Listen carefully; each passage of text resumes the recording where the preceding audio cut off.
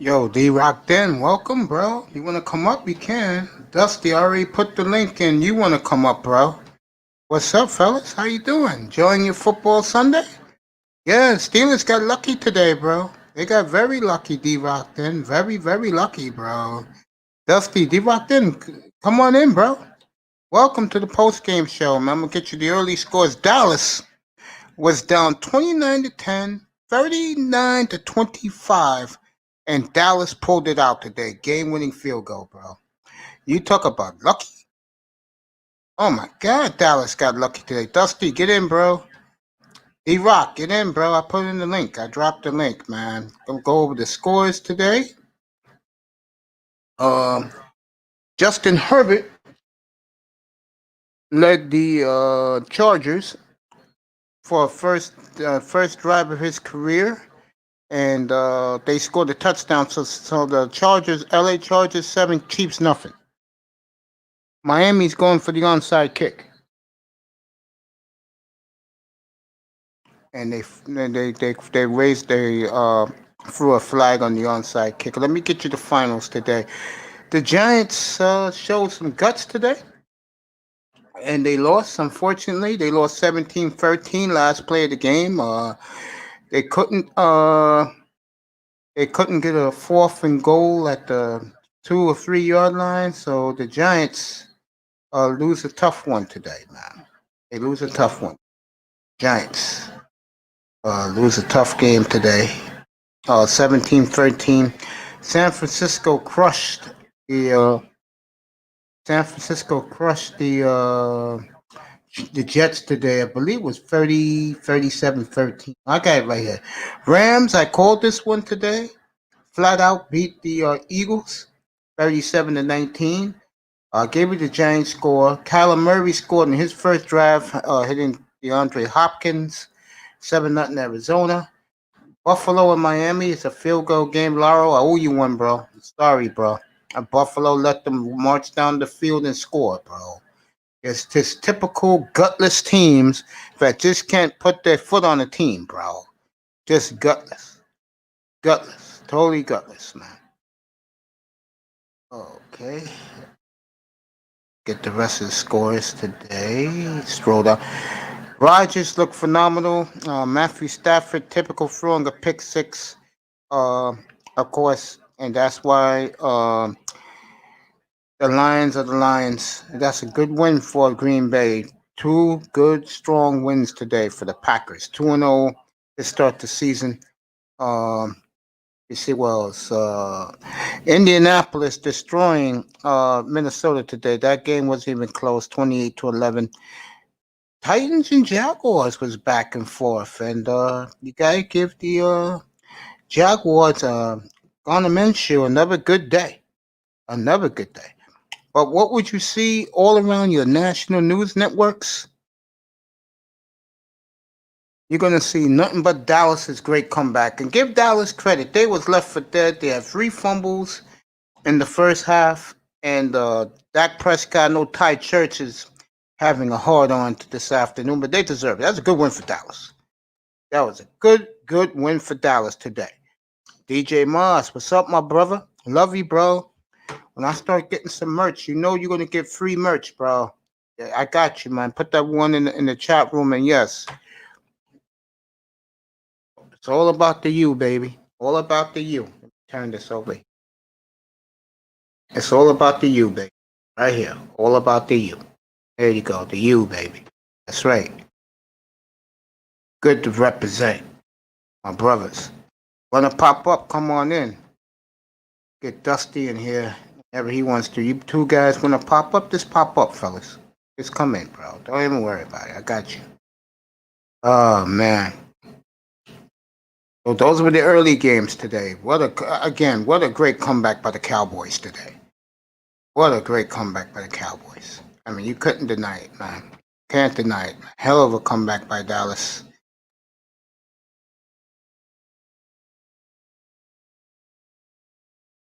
Kyler Murray ran a touchdown in, so it's 14-0 Arizona.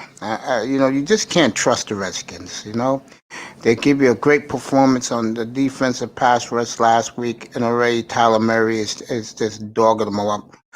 And I tell you, Kyler Murray, boy, he is some player. Telling you. Wow, what a run. What a run by Kyler Murray. Lamar Jackson's driving in Houston. Should it surprise you? Seriously?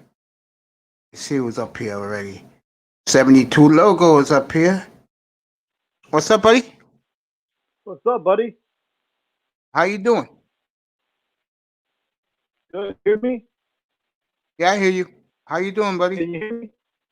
I hear you clear, bro. I got you. Well, good game. It was a good game. Unfortunately, our defense sucked, but we could have won the game. We dropped a touchdown in the end zone. Yeah, I'm listening. You know what I mean? Yeah, I saw most of the game. Yeah, what fucked this game up for them was they couldn't get that shit in on second and go at the one, third and go at the one, and fourth and go at the one. That's what cost them the game today. Exactly. They would kick that field goal. We'd be playing overtime right now. Exactly. That touchdown, what happened was the guy dropped the ball. That's the bottom line. Yep, you're right. No ifs and doubts about it. And I'll tell you one thing for Buffalo right now. They may have escaped today. They're going to be in trouble next week against the Rams up in Orchard Park because the Rams look strong. Okay? The L.A. Rams look strong. What's up, Pete? It's good, man. What I told you guys yesterday, bro. Yeah. I told you guys Josh Allen was going to beat us through the air. He's not going to have to run. Right. 400 yards. Last week, it took Josh Allen 3 seasons to get his first 300-yard passing. And that was last week. This week, he comes over here to Miami in my hometown and throws for over 400 yards passing.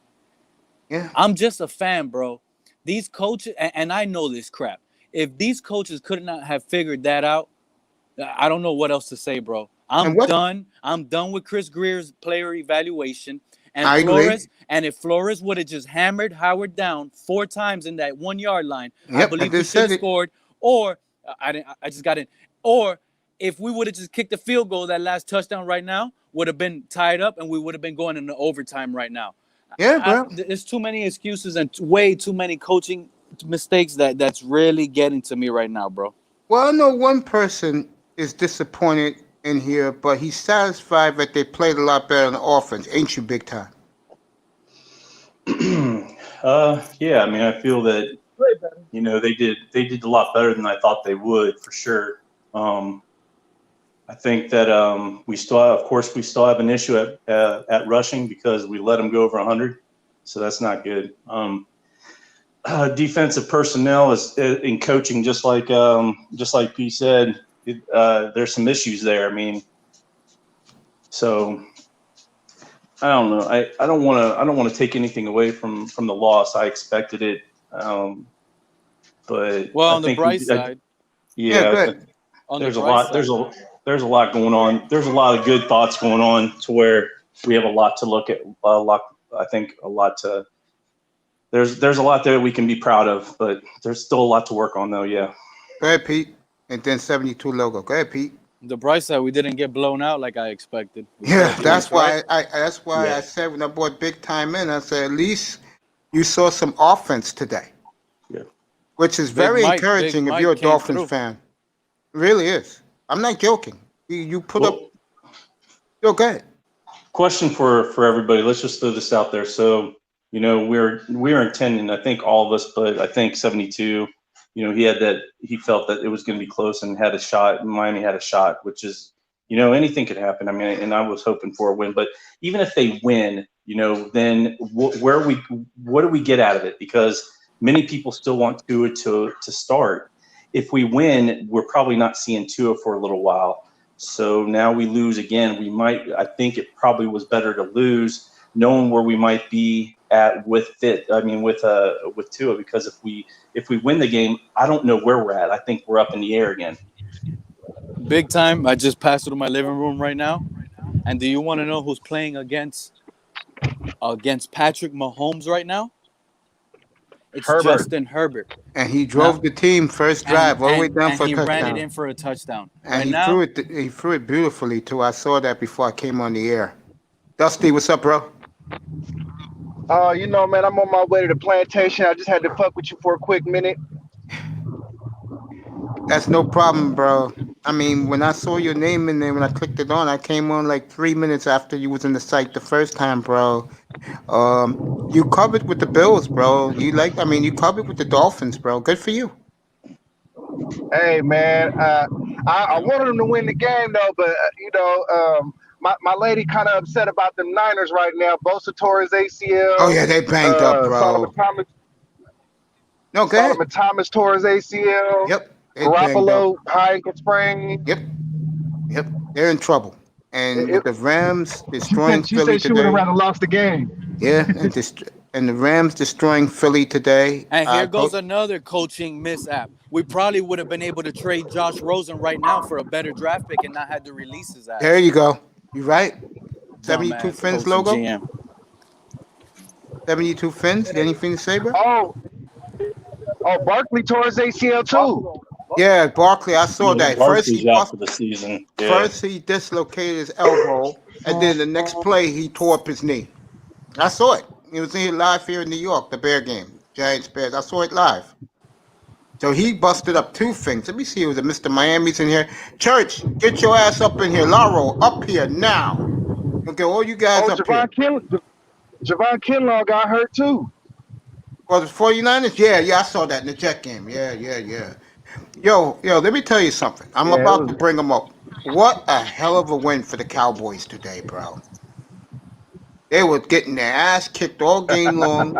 They were down 20-0, 29-10, and 39-25, and I think Atlanta's done. I think it's over for Atlanta. I think losing, got their ass beat all around the field by Jamal Adams last week, and then blowing a monster game against Dallas this week. That's just horrible, man. It's horrible. Yo, what if Atlanta goes Matt Ryan is the problem there. I agree.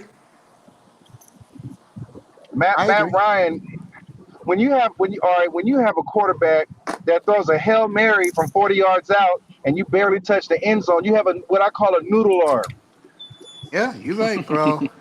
Hey, let me. I was gonna say something. Laro, get your ass up here, bro.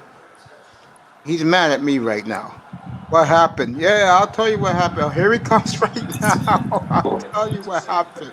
And I'm not laughing because I'm pissed off because I let you down, bro. Yeah, what happened is plain and simple. Let's go, when Buffalo got that a little bit of a cushion, when they know that Miami couldn't hurt them, they shut down the defense. Miami drove down the field, bro. That's exactly what happened. No lie. Well, they had that shit covered, bro. Well, can you hear me, Mace? I hear you crystal clear, nigga. Okay, what I want to know, with all you Miami Dolphin fans, right? They all here. How did Dusty call this better than any one of y'all? I remember when y'all were ripping Dusty a hard one from ripping him Friday night, right? And he told y'all had a little bit more, and I know they lost. But go ahead, Dolphin fans. You're all in here. But go ahead, boys. Dusty had more confidence in Miami than you guys did. Now, I took an L today, but it's all good. We took an L today. Yeah, we did take an L today. We took an L today. Yeah, I'm gonna have to dig harder. I'm gonna have to dig harder to make you to get your money back, nigga. I'm sorry, bro. When they took that lead, they took that 9-point lead. Late in the game with 3 minutes left, I thought it was a wrap, bro.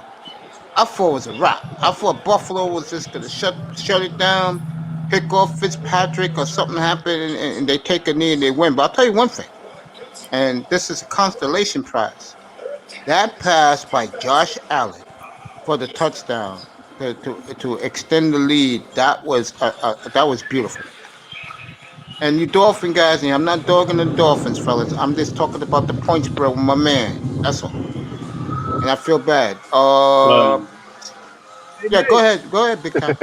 No, I was saying, I mean, Xavier Howard and McCain, they really, especially Xavier Howard, blew the coverage there. But overall, I expected them to go down today. I mean, it's not even having to do with confidence; it's about being realistic. You're talking about that last Yeah, Touchdown. last When he dropped touchdown. the interception? Yeah, Yeah. yeah. The one that he dropped the interception or Yeah. allowed the touchdown? No, the touchdown. You took a No, that was touchdown. on Bobby McCain. Okay. Yeah, So let me I was say this listening. right now. I don't know. The only reason why I said that is because I was listening to TD said it was more on McCain. I mean, more on Xavier Howard than McCain. But either way, they both blew it. I mean, it doesn't really matter. It was a touchdown. Hey, Ty Church, that was a hell of a win today, nigga. That was a gut check win for the Cowboys today, bro. Gut check. Yeah, I did not think the Cowboys was gonna win that. What a comeback, man. They was getting their Hey, ass but if kicked you guys over. still on in a bit, I'll jump back on, man. My phone is about to die. Hope you guys enjoy. All right, bro. Charge it up. Come back. I'll be up here to 7:30, bro. I'll definitely be back. Yeah, man. Mr. Miami, I love you. Welcome back, bro. Welcome back in the room. What Go ahead, time you gonna Dusty. do what time you gonna do your show tomorrow, man? Because I forgot I work swing shift. Yo, I will be in the room just for you. I'll be there from 5 o'clock Eastern time to kick off. How's that? I could probably do the first 30 minutes because I'll start at 5:30 Eastern. Okay. Be here, bro. So I'll give you a quick little something. Yeah, and plus I Appreciate wanted that. you in here. I want you in here anyway because that's your squad tomorrow night. Oakland Raiders. Man, right now, man, I'm seeing people drop like flies, man. It's making me kind of worried, man. And I was Aaron Armstead was actually blasting the Jets, talking about how bad the field was because I guess it was sticky and the people in the Jets was getting hurt too. I don't know what happened there because the weather's been great here, bro. Last few days been nice and cool in the 60s, bro. It shouldn't be no excuse, but their field is bad. Plus, I don't like the teams here, so they don't have good shit in it. And then it's crazy because they got to play at that same field next week because they playing the Giants, I think. Yeah, they are. Frisco's playing the Giants next week. Yep, they're flying to West Virginia to practice, and then they'll come right be back on the up same here. field. Yeah. Big time. Yes, sir. Was you disappointed in that call, that idiot Flores threw the red flag when everybody in the world knows that Diggs caught that 21-yard pass? That cost you a timeout? Yes. Yeah. I mean, there was what was another call earlier in the game around where was I can't remember, blocking a back, or it was yeah, I remember that one. Yeah. That was I don't know, man. I don't know if anybody was watching the Hurricanes last night, but there was a freaking DB back there that freaking lit up that tight end. I think that was, my goodness. If you haven't seen the guy hit somebody, that's the fucking hit you need to see. I'll check that out, bro. I'll check that out, Mr. 72 Fins. Go ahead. Yeah, you know something, Buffalo. Does everybody agree? You hear me? Yeah, heard you crystal clear. Probably the best I've ever heard you since you've been coming up here. Yeah, go ahead. Go ahead. 72, you perfect. Go ahead, Buffalo has more than we do, don't you think? Yeah. I just feel that Miami today, if I'm a Dolphin fan today, I'm encouraged because you put points on the board against a damn good defense, even though their three starting linebackers didn't play. But still, Miami put points on the goddamn board. That's what we matter about. And it should be a fun. I'll be on Thursday night. I wasn't. Yeah. I mean, even though the linebackers is out, hey, look at the score. We still hanged in there. I said that, and I think the Dolphins still hang there. Yeah, I'll be on there Thursday night. I wasn't gonna come on, but I'm gonna do it because I think Jacksonville, Miami's gonna be fun because Gardner Minshew had another big game today. He is fun to watch. I think Dolphins. That's a winnable game for Miami. Now, I'm encouraged. They scored points. They can win in Jacksonville outright. I'm serious. Did they cover?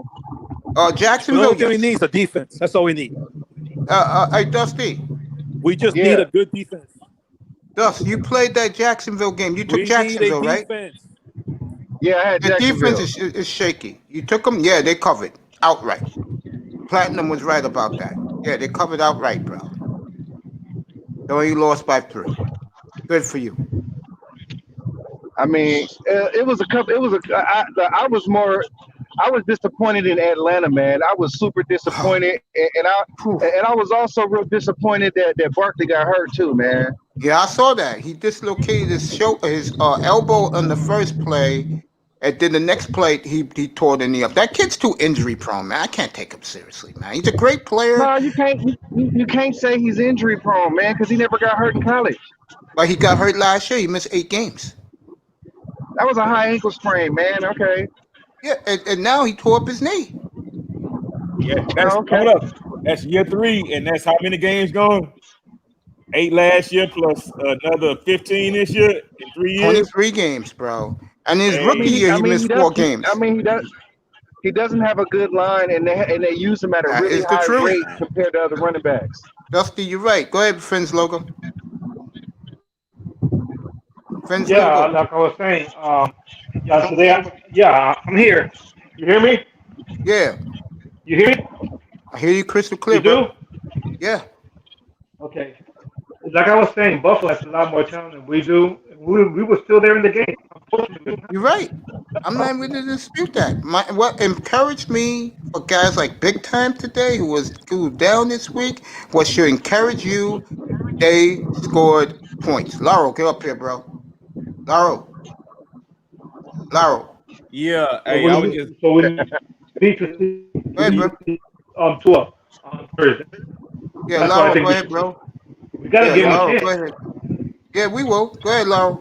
Yeah, I'm here, man. I'm just sitting up here watching Texans get drilled in the first quarter, bro. One thing I can take away from the games today. Oh no, what I'm looking forward to is I need some action tonight, man. How are you guys feeling about Seattle and New England? Laurel, don't dump me now, bro. I'm not the coach of the Bills who let Miami march down the field. No. I'm trying to figure out about Seattle, New England, and what's like. How sure are we on these? I'm very sure, bro. Oh, okay. Dusty. I would bet it all on Seattle. There you go. You can't. Cam Newton is not going to run 15 times a day, and if he does, he don't get beat the fuck up. Yeah. Yeah, The only thing I don't like about Seattle is that Carson is fumble prone. Yeah, that's true. Chris can fumble that ball, boy. I tell you that. You ain't lying about that, buddy. You are not lying about that. As long as he tuck real good, man. You know, and it's tough, man, because when you got a fumble prone back, I don't want to give you the ball 25 times. But you said 72 Logo? No. I said if you're fumble prone, I'm going to be hesitant to give you the ball 25 times. Facts. Redskins are driving against Arizona, 17-0. Kyler Murray against the world. Goddamn, he's killing them. You've seen a lot of that today, though, and then you've seen the teams coming back. So I wouldn't put too much emphasis on that. With that Seattle game, though, true. They're playing in Seattle, right? Yes. It's what they're only like a 3.5 favorites in that game. No, it's 4. Oh, either way, the only way that Patriots make it any type of closeness is that Belichick throws some type of special sauce on it. It really doesn't matter. Seattle has so many weapons. I just think that they're going to bring the house to them. Cam Newton's not really going to know what to do. Also, Jefferson said that that Brady wasn't going to do shit today, and look at what he did today. So.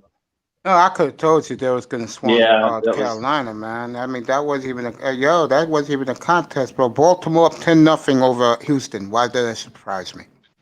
Yeah, that's why I think that Lawrence is going to end up in Carolina. Hey, I think they could be at the top of the draft. Need a new defensive coordinator, man, and talent, of course. Yeah. Okay. I didn't see no adjustments in that game. And for all you guys, I will say this: there's no way you guys are going to get a first or second round draft pick. A first, the number 1 pick, the second round, the number 2 overall pick, or the 3rd overall pick. You guys, Laurel, it's already started with your Texans down 10-0 to them. Hey, okay, y'all might get our pick. I will give you that, but you guys will not get your own pick as far as being, a top 2 or 3 pick or whatever. Because I think the Dolphins look better than the Texans at this point. mean, it's horrible, man. It's horrible. That's it. I don't know about that. We don't have a defense. That's the problem, man. We can't stop nobody. We don't have a defense. You know who I wanted to see y'all draft last year? Y'all Dolphins. I wanted to see y'all draft Jacob Eason. You know, the Dolphins defense sucked, man. They gave probably over 500 yards total, probably. I agree with Jacob Eason, by the way. Oh my God! Anybody but this guy they have right now. Go ahead, Dusty. Then Laurel. Look, man, Fitz.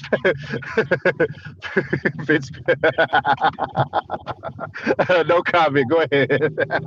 This is horrible, man. Everybody except this guy. Hey, man, I'm just a little distracted, man. I'm looking at this game. Well, I'm not distracted, but I'm watching the game, and I'm like, man, it's like we gave y'all 2 first-round draft picks for Larry Tunsil, right? Yep. Oh man, I'm looking out, bro. But I feel your pain, man. Laramie Tunsil's gonna earn it, bro. Don't worry about that. I know he may not be quite there yet, but he's gonna earn it. He's gonna be quite there. He's the highest paid left tackle in the league. Well, he's gonna tell you something right now, Dusty. Let me tell you something right now. The way the schedule is for Houston, the way the Vikings look, you'll get that one at home. But the Lambeau and next week at Pittsburgh, and we might be 0-5, man. Just realistic. We might be 0-5 with that coach. I'm not seeing it. I'm not feeling it. I like Bill O'Brien as a coach. I just don't want him in the front office making decisions. Yeah. You know, I definitely agree with that. I don't want him making decisions in the front office, but I don't think. Now, I think they needed Laramie Tunsil. I just don't like the 2 first rounds and a third for the Kenny Stills. Like I don't like that. I think they could have got him for less, and if not, you should have just stuck with what you had. I love that trade, bro. You know that, bro. Of course you do. You got 2 first rounds out of it. Okay, you know what? Here's the thing. It was either 2 guys we could have went after, Laramie Tunsil or what's the guy? Redskins. What's his name? Trent Williams. It was either 2 guys we could have went after. And y'all should have got after Trent Williams because they only took a third for him. Shit. Well, he's out, right? Oh, I don't know. I don't think he's out. I didn't hear about him getting hurt. My lady would have told me about that. Oh, okay. Yeah, because that's her team. Man. How's your lady feeling with the injuries? How's your lady feeling? She's feeling moping and shit. Okay. Hey, now who got hurt for the 49ers again? I know it's Bosa. Bosa tore his ACL. Solomon Thomas tore his ACL. Mostert got hurt. Garoppolo got hurt. Javon Kinlaw got hurt. Shit. I think I'm missing somebody. Hey, you know what? What's that guy's name? The Jacek McKinnon or whatever, right? Yeah. He scored a touchdown today. I had a chance to pick him up, and I picked somebody else up. And how long is Mostert going to be out for? Is it something serious or just something minor? I'm not sure. I'll get back to you on that. Okay. I know Mostert was having a monster game. First play of the game, 80-yard touchdown run. Jimmy Garoppolo was having a real good game, but he was getting fucked up. Yeah, the Jets got a good front line now. They got a good front seven. Jets got a very good front seven. No, really, if you watch that game, man, Jimmy was getting hit really hard every play. Let me get to the Chiefs game. Go ahead, 72 logo. I'm saying it's better than the Dolphins. The Dolphins defense is horrible, man. I just don't know how they could fix it, to be honest with you, unless they go draft some players. I mean, that kid you guys need a pass rush, man. That's what y'all need. Y'all should have went after the what's his name? Clowney. The Chief and Chargers game is pretty interesting. Justin Herbert, 6 of 12, 92 yards. Mahomes is 3 of 12. Go ahead, big time. So what do you all think? Like there's so many injuries going on within the last couple of weeks. Do you think that has something to do with not having a true training camp? Yes. Because they didn't have contact against another team. Yes, that was a fact. Good then observation by you. We'll see a whole lot more injuries then, I'm sure. Unfortunately, I saw that list today. on the red zone, they put the list of all the star players hurt today. That is frightening for the league. Thank God no quarterback was hurt today. Look, I just hope ain't nobody on my Yeah, team getting hurt. I'm it's crossing horrible my hands. for sure. You know what I mean? Unfortunately. Well, wait a minute. That's what the players fight for, right? No preseason. We don't need it, right? Yes, That's you're what they right. want. Mahomes is running for his Exactly. life. Those I are- don't I think mean, they should. I don't There you think they go. should go to 17 games That's a though. fact. I Yeah, don't you're think they right. should go to 17 That's definitely games. a For fact. what? They didn't want preseason. They didn't want, OTAs and whatnot. You know what I mean? They want to cut that down. That's what happens. Yep. Man, bring back 3-a-days. You're damn right. Don Shula, bring back 3-a-days. Facts. You Definitely got that right. facts. With pads on. Man, bring back Oklahoma drills, damn it. I want to see that on motherfucking the training camp show. I'm just looking at the Chiefs, 3rd and 7, see what they do here. Right, And that running Mahomes. back they picked up, the LSU boy, he remind me of Westbrook. Mahomes just ran it for 25 yards. It'd be 1st and 10 for Kansas City at the Charger 23. Yeah, hello, look good. He just ran for 20 before. And fuck Mahomes, man. I hate him. He's so damn good. Well, let Fuck me him. ask you this. Dusty, let me ask you. We'll go to Laro. Let me ask you this. They win tomorrow. You going to start believing? Not yet. I mean, and the reason why, not yet. And look, I'm a harsh critic of my team because Me too. I haven't had a reason to be excited in fucking 20 years. You dig what I'm saying? I feel you. We had one good year where we could have went to the playoffs, and then Carr broke his leg. Okay, Yep. Um, You were coming, but bro. we could win this game, but I'm still not like 100%. It depends on how we win it, man. Like if we keep Michael Thomas to like 6 catches, 50 yards, and we keep Alvin Kamara to like 6 catches, 40 yards, maybe 60 yards rushing, I'll maybe feel different. I am are they excited saying about your Thomas is running back. starting? Thomas Huh? is starting. I didn't think Thomas was starting. I think he's out, or they say he's most likely going to be out. But if he's not playing, I think we can have a chance to edge it out. I know at 5 o'clock, 2 o'clock Eastern Pacific time, your time, I will have the injury report for that game as soon as you pop up. I'll have that for you. Man, my problem with the Saints, well, the Saints is a good team. I just think Drew Brees is washed. That's why Lil Cuz wanted to get traded from them 5 years ago, because Brees is washed. You think it's time for Atlanta to change the quarterback? Yes. Atlanta should have got rid of Matt Ryan 5 years ago. He's been around for a while. I guess it's time for a change, huh? Matt Ryan has a noodle arm, and that's why I feel bad for Ridley and Julio Jones, because they run a 20-yard route, 20-yard out or something. He can't get it there. Mahomes ran for another 15 yards, so it's 1st and goal at the 10. Fuck him. Damn, I hate that he came to my team. See, y'all, everybody missed on him. Y'all passed on him. Everybody passed on him. Hey, dude, I just spent 20 years of Tom Brady in the division, bro.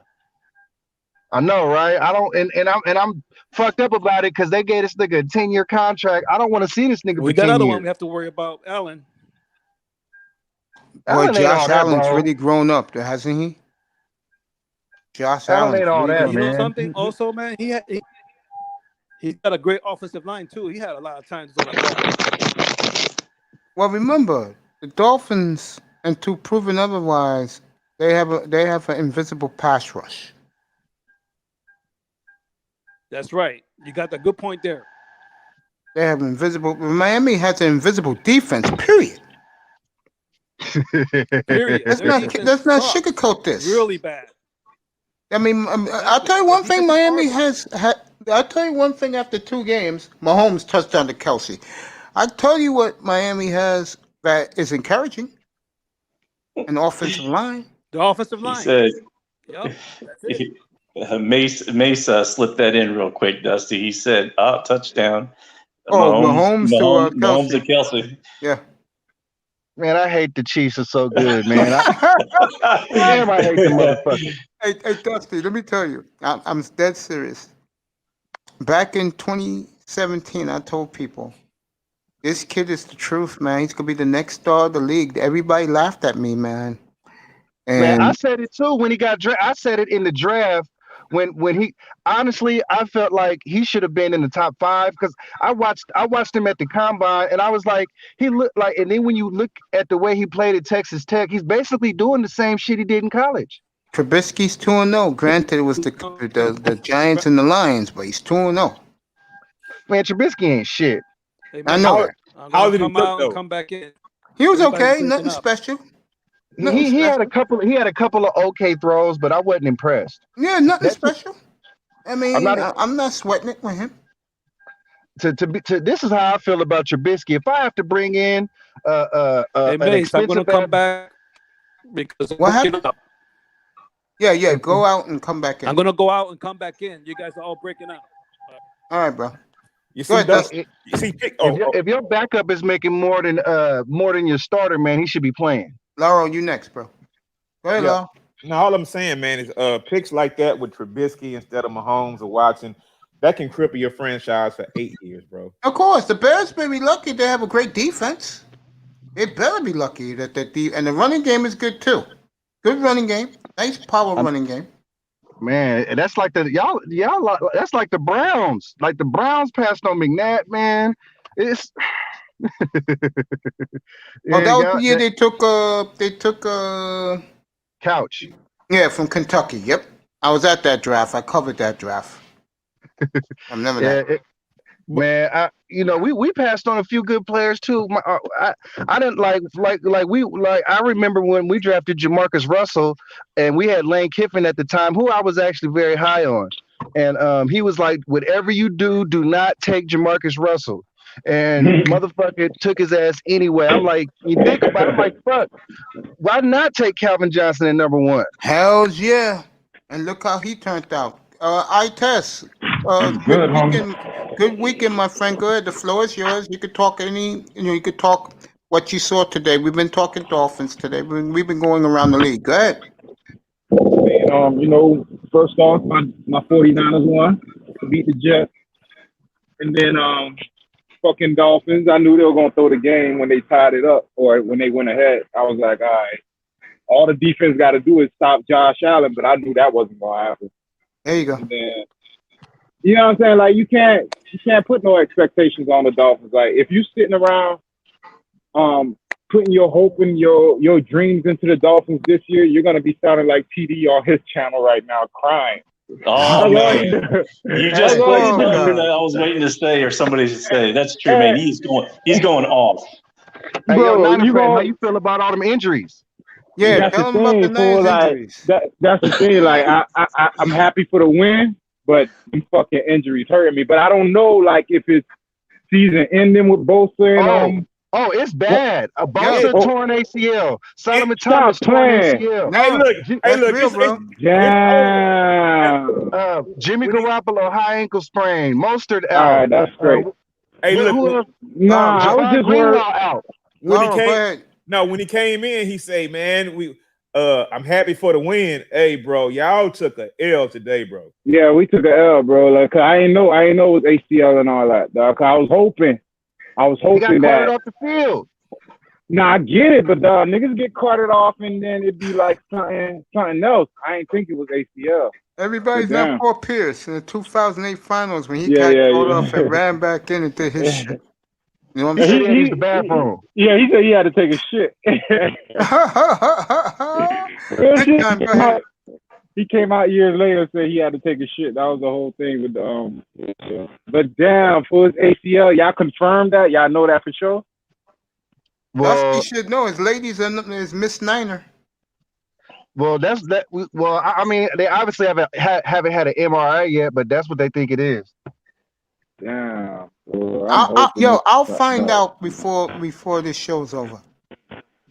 Yo, yeah, I'm gonna be on it, but I'm still holding out hope, dog. I'm like, understandable. I'm like, there ain't gonna be nothing serious. Maybe put him on IR in week 8, 9, we get him back. Cause Sherm on IR. Who else on IR? No, IR is only 3 games now. I don't know why they changed that shit, but IR is only 3 games now. Chiefs missed the extra point, 7-6 charge, and the Chargers are at the Chiefs. But did you see that fucking Cowboy game? I Yes, fucking I hate was the talking about Cowboys. it. I was talking about it with everybody. Yeah, what a great comeback for Dallas today. Man, What check, fuck the Cowboys. I hate them. That was a franchise-saving win today for Dallas. Yo, I'm over here like, yo, Dallas is going 0-2. Thank you. Season over. And they came Basically, back and won. Damn, man.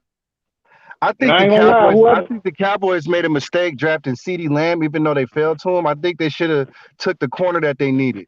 C.D. Lamb looked awesome nah, today. He was a beast bro, out there, bro. No, he I won love the CeeDee game for Lamb. I them. think he's a great player. I just think that the Cowboys had more needs than that. I know. Bro, they Like, got sometimes you Trayvon need Diggs. offense to sell tickets. They got Trayvon Diggs. They got Bradley Anai. They got who else? They got Tyler Biadasz. Dog, they had a great draft. They filled all their positions. Tyler Biadasz probably the number one offensive lineman. Trayvon Diggs, to me, out of all the corners that came out, I like his upside out of everybody because he likes to play man to man. I And like he ain't C.J. gonna find- Henderson. Yeah, he's decent. Where he at? Jacksonville? Yeah, he No, plays he good, went to bro. Jacksonville. He's a good little corner. Yeah, but You you should know have who he seen him remind me You of? should have seen him at Florida. He shut when No, they I put him did watch on him. Judy. He did his thing. No, I watched him at Florida. But he I got hate Brent the Grimes. Patriots, Bills, He got a Brent Jacksonville Grimes game. Jaguars. Go Cowboys. Paul G's Cowboys won today. Good for you, bro. The great gut check win for the Cowboys, man. Fuck no. Justin Herbert is on the run. Justin Herbert, he just got clocked out of bounds, bro. And the Charger linebacker got knocked out, and everybody's running over there to see if he's alive, bro. Oh, good. Which linebacker? I'll tell you right now, number 54. I'll get his name in a second. But That Justin ain't Ingram, Herbert is it? trucked him. Yeah, he Right. trucked Herbert, and he's the one who got hurt. Full speed contact. Herbert just flipped the football on him. Come on, that could never be Tua. A linebacker hit him and they get hurt. Hell nah. Wilson for the Chargers. He's the one who got laid out by Herbert. Even though he made the hit, he's okay. He ran off the field. He's all right. Did you see Fitzpatrick today? I saw him somewhat. Yo, Fitzpatrick looked like straight trash, and Tua cannot get on the field past this motherfucker. That says a lot about your head coach, by the way. Nah, he's a Because spy, bro. I'm telling you. He's here to fuck the team up and then be on his way. I like Flores, man. If Tua's not playing, it's for a good reason. I trust him. Because he's trash. He's Chargers trash, got bro. the fourth down. They converted on fourth and 3. If you watch Tua's tape, bro, Tua's actually a really smart player. He has good anticipation, and he always makes the right throw. I don't like that he's undersized, but if you watch it, he put really good tape out there. That's why people was taking for Tua. Paul G, what's up, bro? He's a good player, bro, but he's injury prone. You know and what? There's only 2 ways that he's not on the field right now. This coaching staff is scared to death to put him out there and get hurt, or he's just not better than Fitzpatrick. Either way, bro, you should have never drafted him number 1. The Chargers got a first down, a big run by their backup running back, and they're down to the Chiefs' ferry. Good, continue. I think y'all should have took Isaiah Simmons or Mekhi Becton. Hells yeah, we should have took Isaiah Simmons, bro. I was like Derek Brown because the Dolphins can't stop the run for shit. You put Derek Brown. You put Derek Brown. I had Derek Brown as the top prospect in the draft. Come on, man, Derek Brown. If you ain't going corner with Jeff Okudah, you go Derek Brown, Isaiah Simmons, or you go everyone said it was gonna be a reach, but wasn't a lot of state. No. But then like Antoine Winfield Jr.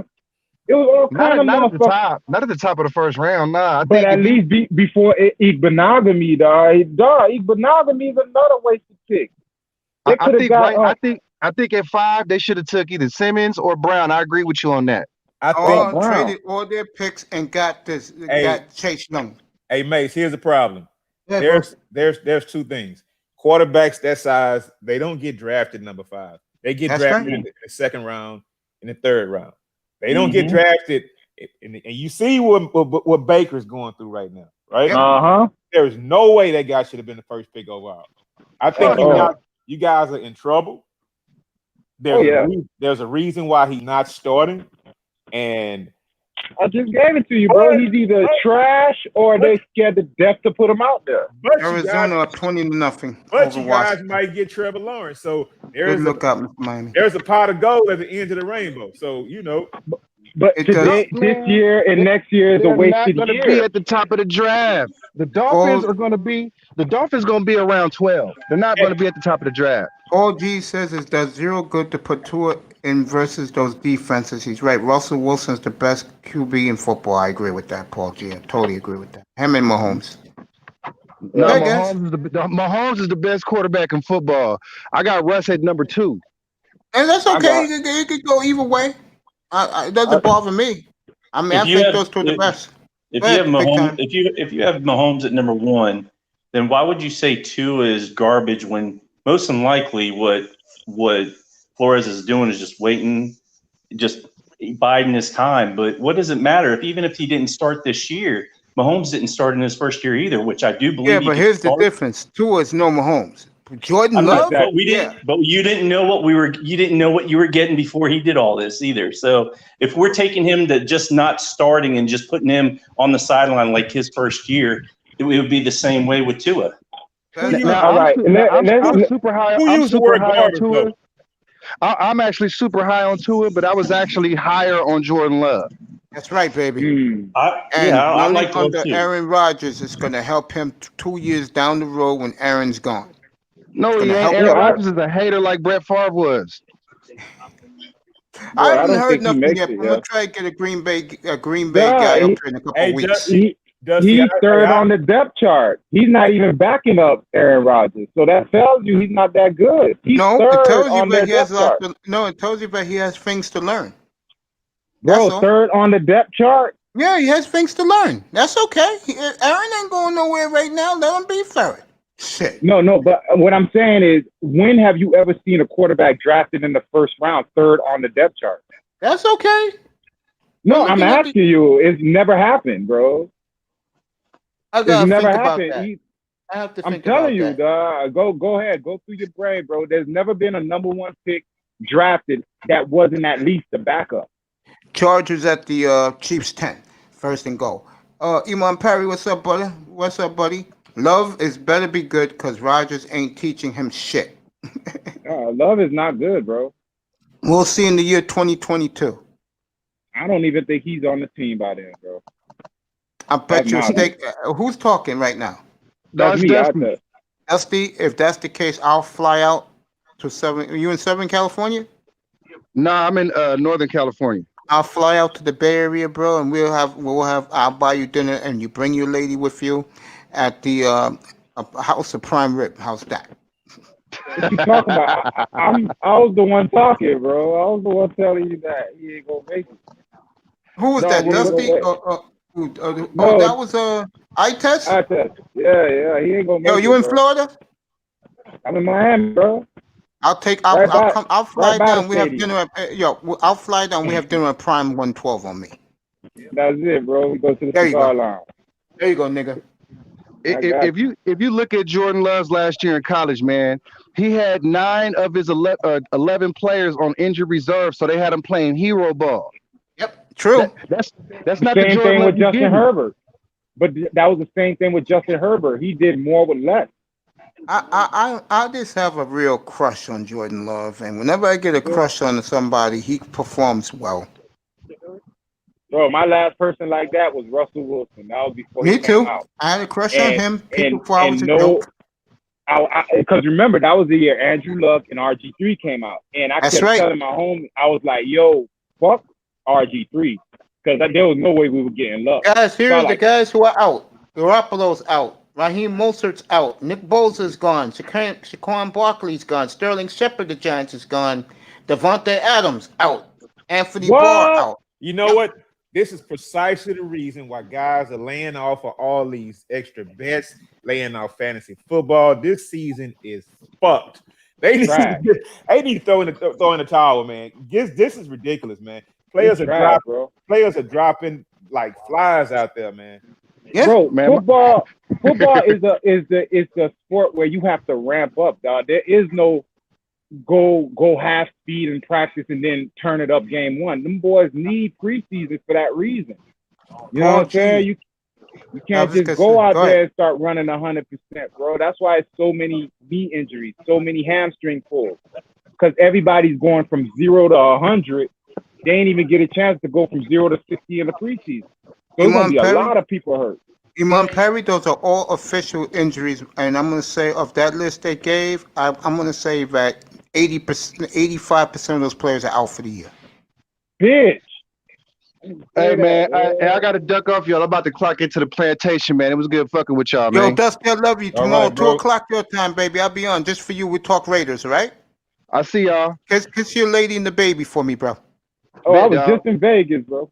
Love you, bro. Be good. Justin Herbert just threw a touchdown pass, 14 to, it's going to be 14-6 Chargers. Justin Herbert threw it to Mike Williams. You could have used Justin Herbert this year?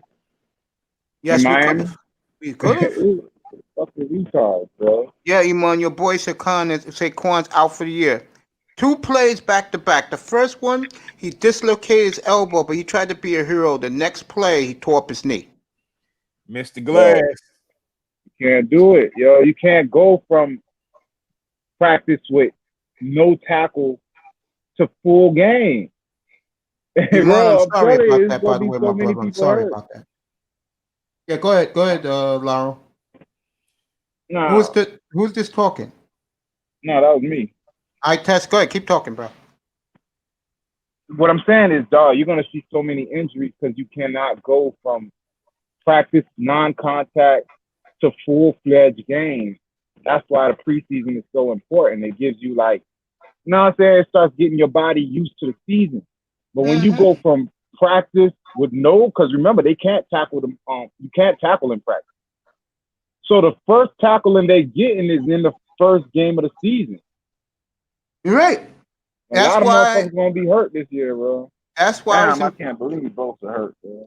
That's why I was out. I mean, that's why I was impressed with Miami today. Even though they lost, they put points on the board. See, with me, you put points on the board, you have hope. You know, number one, that's Tua's number. Number one's gonna get in there very soon. He ain't playing this week though.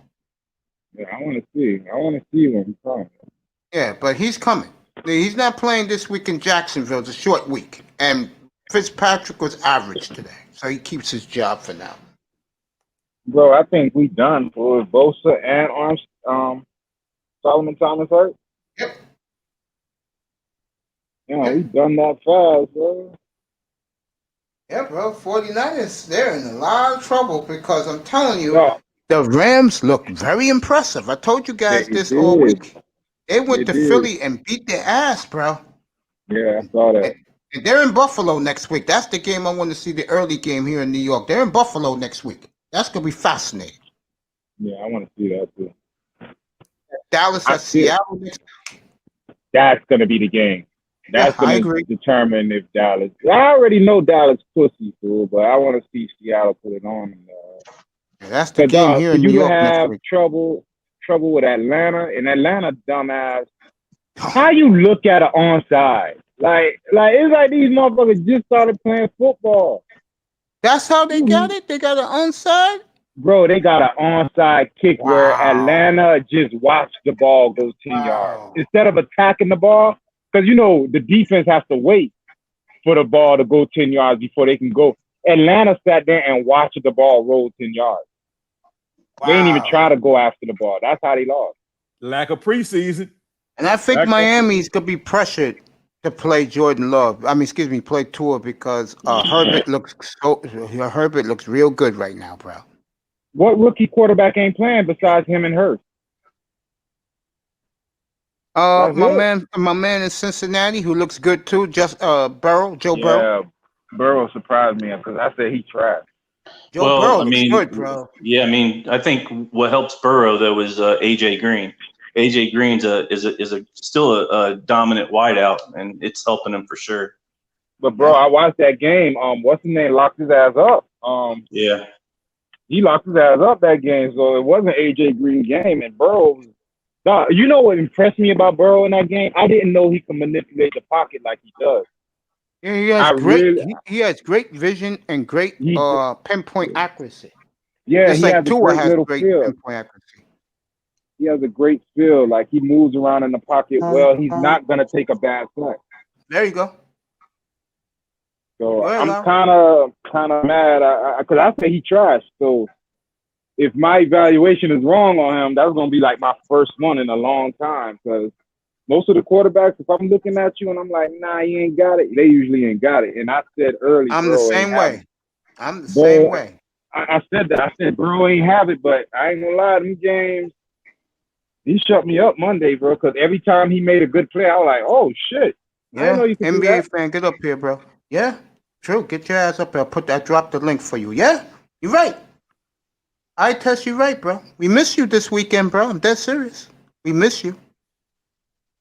Oh, I had to handle some shit. Yeah, man. take care of business. It's not a problem. But what was our bet again? Fucking if I forgot what it was. I'll think of it. Yeah, think of it because remember you got Prime 112 on the line on it. Oh yeah. And these guys up here don't know how good of a place Prime 112 is. It ain't cheap. Oh, it's not, bro. It's like You better. SPK. This is how I look at it.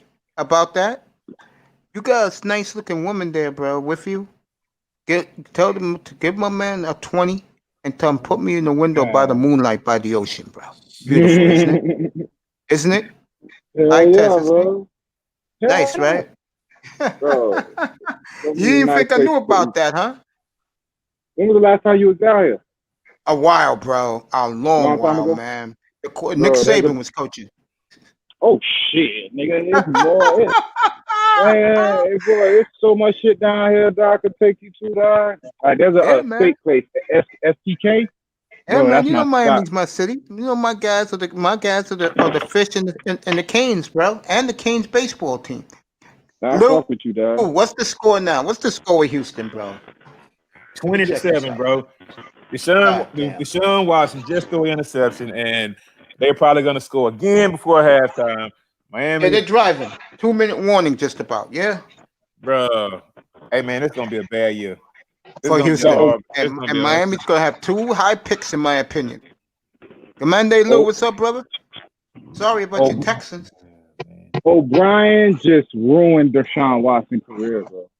I would never sign that contract if I was Deshaun Watson. Hold on, wait. All right, let's do it. Let's go ahead. The guy's 24 years old, so he doesn't have a ruined career in year 4. Right. I'm gonna tell you why it's ruined. How long do you think it's gonna take you to rebuild that team to make it respectable? Because after this year, especially when Miami got your top 2 picks, facts. Exactly. So after this year, bro, because remember he's already paid, so he's there. Yep. So now it's all about O'Brien to build a team around him. And what gives you the impression that O'Brien's capable of even doing that? Well, for franchise, but never drafted well. Not a goddamn thing. There you go. But that doesn't mean his career is ruined. I mean, as long as it's not what it's supposed to be, bro. He's supposed to be fighting with Pat Mahomes and Lamar. And because of the dumb shit that O'Brien's gonna do to that team or has done to that team, after this year, he won't even be seen in that top tier no more. He wouldn't be. I could tell you right now, at the end of this year, Bill O'Brien's gone. If the season goes the way we think. Hey, Mace, I don't think so, bro. I mean, exactly. He should have been gone. Hey, look, Mace, this franchise has been around for 20 years. Okay, and we've only had 3 head coaches. Man, those guys are loyal to those bullshit coaches we had. I believe that. I got a question. I got a question for Big Time. Big Time. Yes, sir. Here you go. I'm gonna ask this question again. Lauro said, "No way he would do this." Would you trade Houston right now? 3 of those 4 picks we got in next year's draft for Deshaun Watson? No. Okay. He agrees with Lauro. What about you? I test. Would you make that trade via Miami? Oh yeah. There you go. Crazy. You getting a quarterback who has NFL experience, who's as good as him. And all you got to do is put him on a team like Miami who has weapons. They just ain't got a competent quarterback or coach, in my opinion. And Hold on, wait a minute. Weapons. What do you have? Yeah. Where the skill? I'm gonna show you. You know, his was crazy. Devontae Parker, Jakeem Grant, and my God. listen, and Mike Gesicki. You put them on any other team, they're gonna ball the fuck out. It's just nice catch by Miami. Gesicki today on the drive. I'm telling you, bro, dog. Those 3 players right there. I just named you just 3. And I'm a 49er fan, so people don't know Matt Breida is probably one of the fastest players in the league. He gets hurt too much. You got pieces, bro, and you give them pieces to Deshaun Watson right now. Hey, you know what? Let me ask you guys something. Let me ask you something. Now, Kansas City and Baltimore, right? Yes. Now, those teams, they're good at the top as far as leadership goes, right? Yes, they are. All right. Now, these are the 2 teams, even though I'm going to concede this game this week because we're not going to come back and beat fucking Baltimore. So what I'm saying is these are 2 top teams, right? Yep. It looks bad, but it might not be as bad as it just actually looks right now. By the way, who is this talking? Laro? Yeah, that's me. Yeah. Next Monday night, Kansas City at Baltimore. Monday Night Football. That's probably a pick'em, man. That's probably a pick'em. I will have full coverage of pregame and postgame next Monday night. I'm gonna go Kansas City. I don't know who to pick because Baltimore is that strong, bro. Is it that the quarterback got to win a big playoff game in his life? And that game is in Baltimore, right? Yes, it is. Okay. Yeah. But here's the thing: City. when has Lamar won a big game with pressure on him? 0-2 against Mahomes, by the way. And pressure games, he's 0-2 as well. Both playoff games. As soon as the pressure was heaped on him, you can't count. Everyone's gonna say, "Oh, you can't count the rookie year." Okay, how about last year? So he hasn't shown that when the brights are the brightest that he could. Okay, look. That's why I'm gonna go Kansas By City. the way, the Chargers are They fucking got up house Mahomes. money, bro. By the way, the Chargers are fucking up Mahomes. Hey, bro. that is extremely unfair for such a young player. I mean, he's only had 2 opportunities, and you going to the when has he ever done some card? I can see if he's been in the league for 5 or 6 years or something like that, but he only had 2 opportunities. So right, I mean, go ahead. Mr. Miami says that the Ravens next Monday night will lay down the smack on the Chiefs. Hey, full finish. I want to hear what you have to say. Go ahead, Law. no, what I'm saying is That's okay. Go ahead, Law. he's only had 2 opportunities. So you got to give a man more than 2 times to prove that when has he come through in a big game or whatever, because it's kind of like he has to sin to certain things. Now he wasn't really known as a passer until the second half of last season. So I mean I think I'd give him a little chance and a little time. But as far as next week goes, I think it's pretty much a pick 'em. But it would surprise me if Baltimore won that game. By the way, Melvin Ingram. By the way, Melvin Ingram, the pass rusher for the Chargers, looked like he tore his hamstring, so he's going to be out. Yeah, he's out. I'm telling you, dog, no preseason. That shit, and everybody gonna say that. They're gonna be like, "Yo, there was no preseason this year." Watch, it's gonna be the lead story on ESPN tomorrow. Yeah, that is gonna be that is gonna be. Yep. I'm telling you. No game is going to take precedence over all these injuries. No game. That's right. Both are out for the year. The Reign rookie defensive player. Melvin Ingram, the pass rusher, Paul G from the Chargers, looked like he just tore his hamstring. He always hurt. And Lou, this is what Lou says, fellas. I would trade Bill O'Brien right now for a ham sandwich. I'll trade Flores for a cheese sandwich. You want Flores out? I test. Mm-hmm. No, seriously, you want Flores out? Bro, I'd never like to hire. Because remember, when he got hired, we were trying to get the Dallas coordinator. I forgot his damn name. I know he was like he was Chris Richard. Richard, right? Yeah, the defensive coordinator. That's who I wanted too. Cause I saw him in Seattle. He's a no bullshit guy, bro. He would have had our defense. And Minka Fitzpatrick would have still been on our team. So much shit that our team would have got enhanced, not stripped. If Todd Rashard, because he would have seen some of the things we got and kept the good pieces and just added on to it. Flores stripped the team. There's nobody on that team from 2018 except for Godchild. Yeah, Godchild, Wilkins. He drafted Wilkins. Wilkins looked good today again. Good for him. I mean, yeah, bro, but dog, it was so much shit, dog. You could have got Buda Baker in that draft. I had these Dolphin guys in here the last couple of days. He wasn't here. I had Ball Game in here. I had Pete in here. I had a nice interview with Larry L yesterday. Bottom line is this, bro. You come in here, tell how you feel about the team, but God damn it, be realistic. And I test, big time. When Pete was in here, these guys were, and Ball Game have been terrific, bro. These guys have been realistic about the team, bro. On another page that we know well, God damn, they drink the Kool-Aid. I wonder what they're doing now, 0-2. Right. And then God help them if they lose to Garner Minshew Thursday night. They're gonna lose. They're gonna lose. Now, Mace, man, check this out. It's damn near a shame that Dusty was more optimistic about the Dolphins more than Larry L or any of the other guys, right?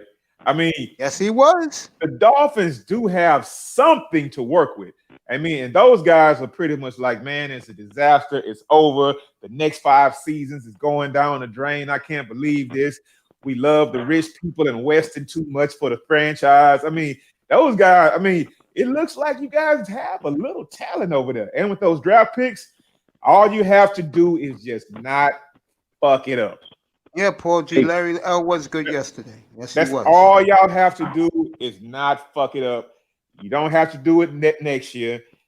Maybe the year after, you can try to make the playoffs. And then I ain't getting any younger, Laro. Hey, man, well, nothing's overnight. Nothing's overnight. No. I'm in no rush. I'm not impatient. But remember, and that site we're talking about, we got a lot of millennials and Generation Zers who never seen them do shit. And they love the pep rallies by a throne over there. I ain't throwing no fucking pep rally here. Hey, you know what? You know what, Mace? Oh, now go ahead. All right, Tess, go ahead. No, he's going. Go ahead, Laura.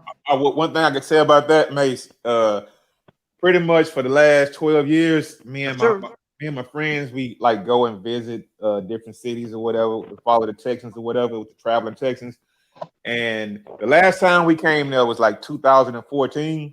Oh, they destroyed them that game, bro. Yeah, the Dolphins destroyed the Texans. Miami kicked the shit out of them. Yeah. Y'all kicked their ass. But one thing I can say about Miami, right? Mm-hmm. You know, the stadium isn't new, but like you guys put a lot of money into like that club section, right? And hey, look, and during that game, right? Yeah. A rainstorm came through like in the second quarter or whatever, right? Yeah. So everybody went to that nice little club section you guys have there, right? Yeah, club live. Man, I met the Rock, and these guys are like friendly or whatever, right? I met Dwayne Johnson. Man, it was so many beautiful women in there. It was like, tell me about it. Freaking chain, man. Yeah, I mean, it was like I guess it was like it could have been like 1,000 square feet. I mean, it's nothing to brag about, but it's just like it was just. I mean, bro, that was like one of the best experiences I had. New Orleans. Go ahead, I test. Nah, bro, he right, bro. Ahead, I'm from here, man, and every day I'm still shocked at how much beautiful women we got down here. And I'm, you know what I'm saying, I try to keep it. I'm gonna keep it PG, but I don't know where y'all from, but I love being down here. This fucking excuse me for a second. This fucking Justin Herbert is looking like fucking Patrick Mahomes out here, bro. There you go, and the Dolphins could have had him. They overthink too much. Like bingo. I wanted to like rebuttal what the last person. I'm sorry, I don't know your name. Mario. I mean, excuse me, I'm Laurel. Yeah, Laurel. Well, you right, but bro, I'm a millennial. Like I've watched them for 20 years fuck this up. Oh, I said that about you. There's too many millennials and millennials in these sites, and they never like, seem to win anything. But that's what I mean. Like, I'm part of that, and I can't understand how they could keep like. Fool, I told you last year when the year Tannehill threw them picks off the Bengals players back. That's when I was like, yo, this is trash, yo. There's no way we competing for no Super Bowl with this team. Man, let me tell you something. It's been a car wreck since, and I'm looking at the future prognosis, and if we had a whole year to tank for Tua, suppose, and then we had this offseason with the draft picks that we had and the money that we had, and look what we don't look no better than last year. Tell me how much patience is a Dolphin fan supposed to have, because I don't see it a conceivable plan going into the off season except for waste some more picks and waste some more money, because you're no closer than you were last year. Okay. As a matter of fact, I think you're worse. I think they're actually worse. Hey, you know what? This is what I like to ask fans this. Okay. What would you do? What would I do? Okay. What I would do? I wouldn't have drafted an injury-prone quarterback in the my first pick. I would have took a D tackle. Hold it.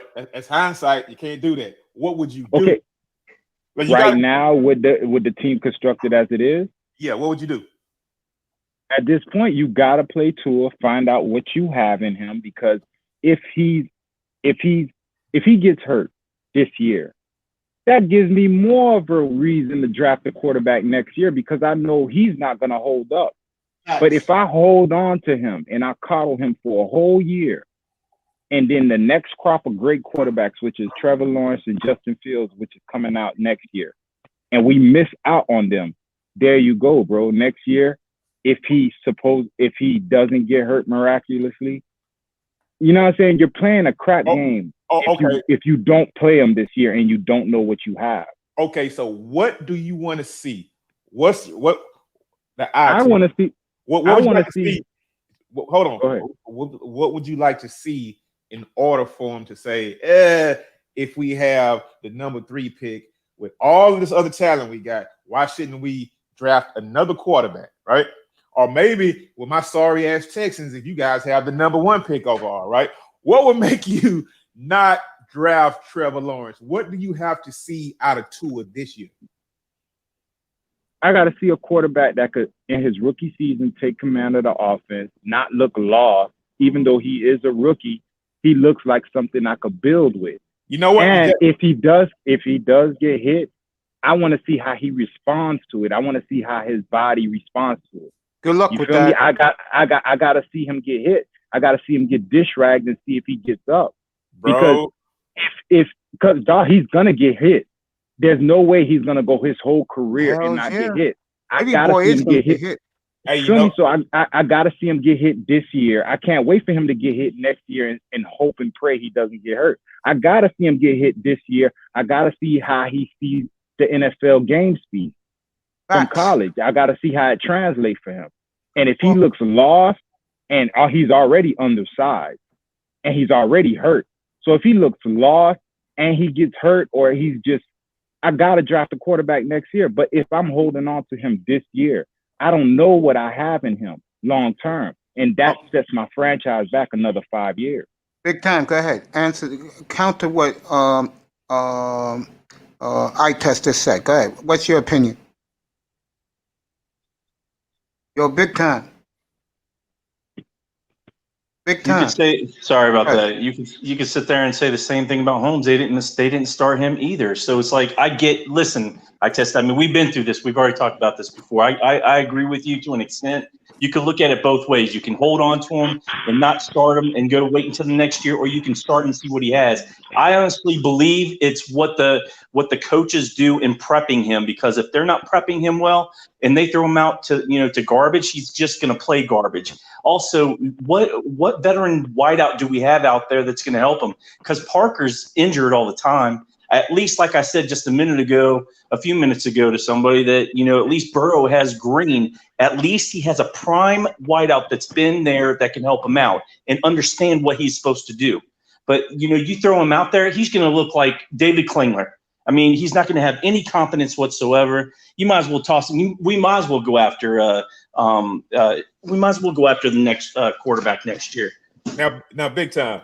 5 or 10 minutes ago, I just said something like all the talent that we have on offense. He named Devontae Parker. He named a couple of other scrubs. Hey man, you guys What the other scrubs? You guys have a at the skill position, right?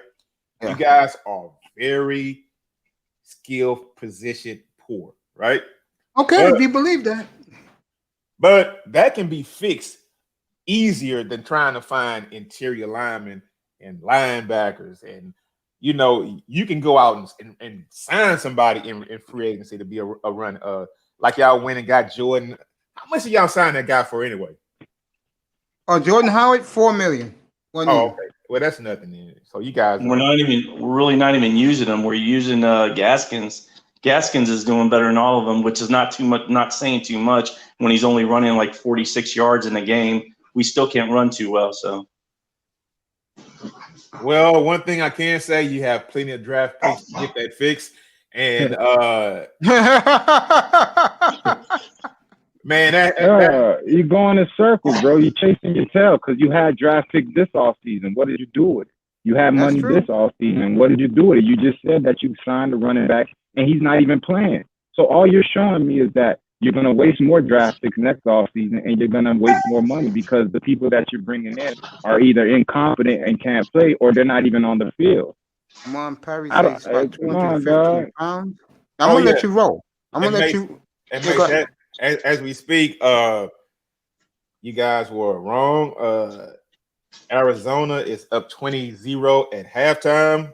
Yeah, I called that. I called that one. I guess that was Platinum this morning, right? Yeah, Platinum. Look, wherever Ohio State guys are, Platinum's there. That's why I asked him the question earlier this morning. I said, if Justin Fields go to the Dolphins, you want a jersey? he said, yeah, seriously, think about it.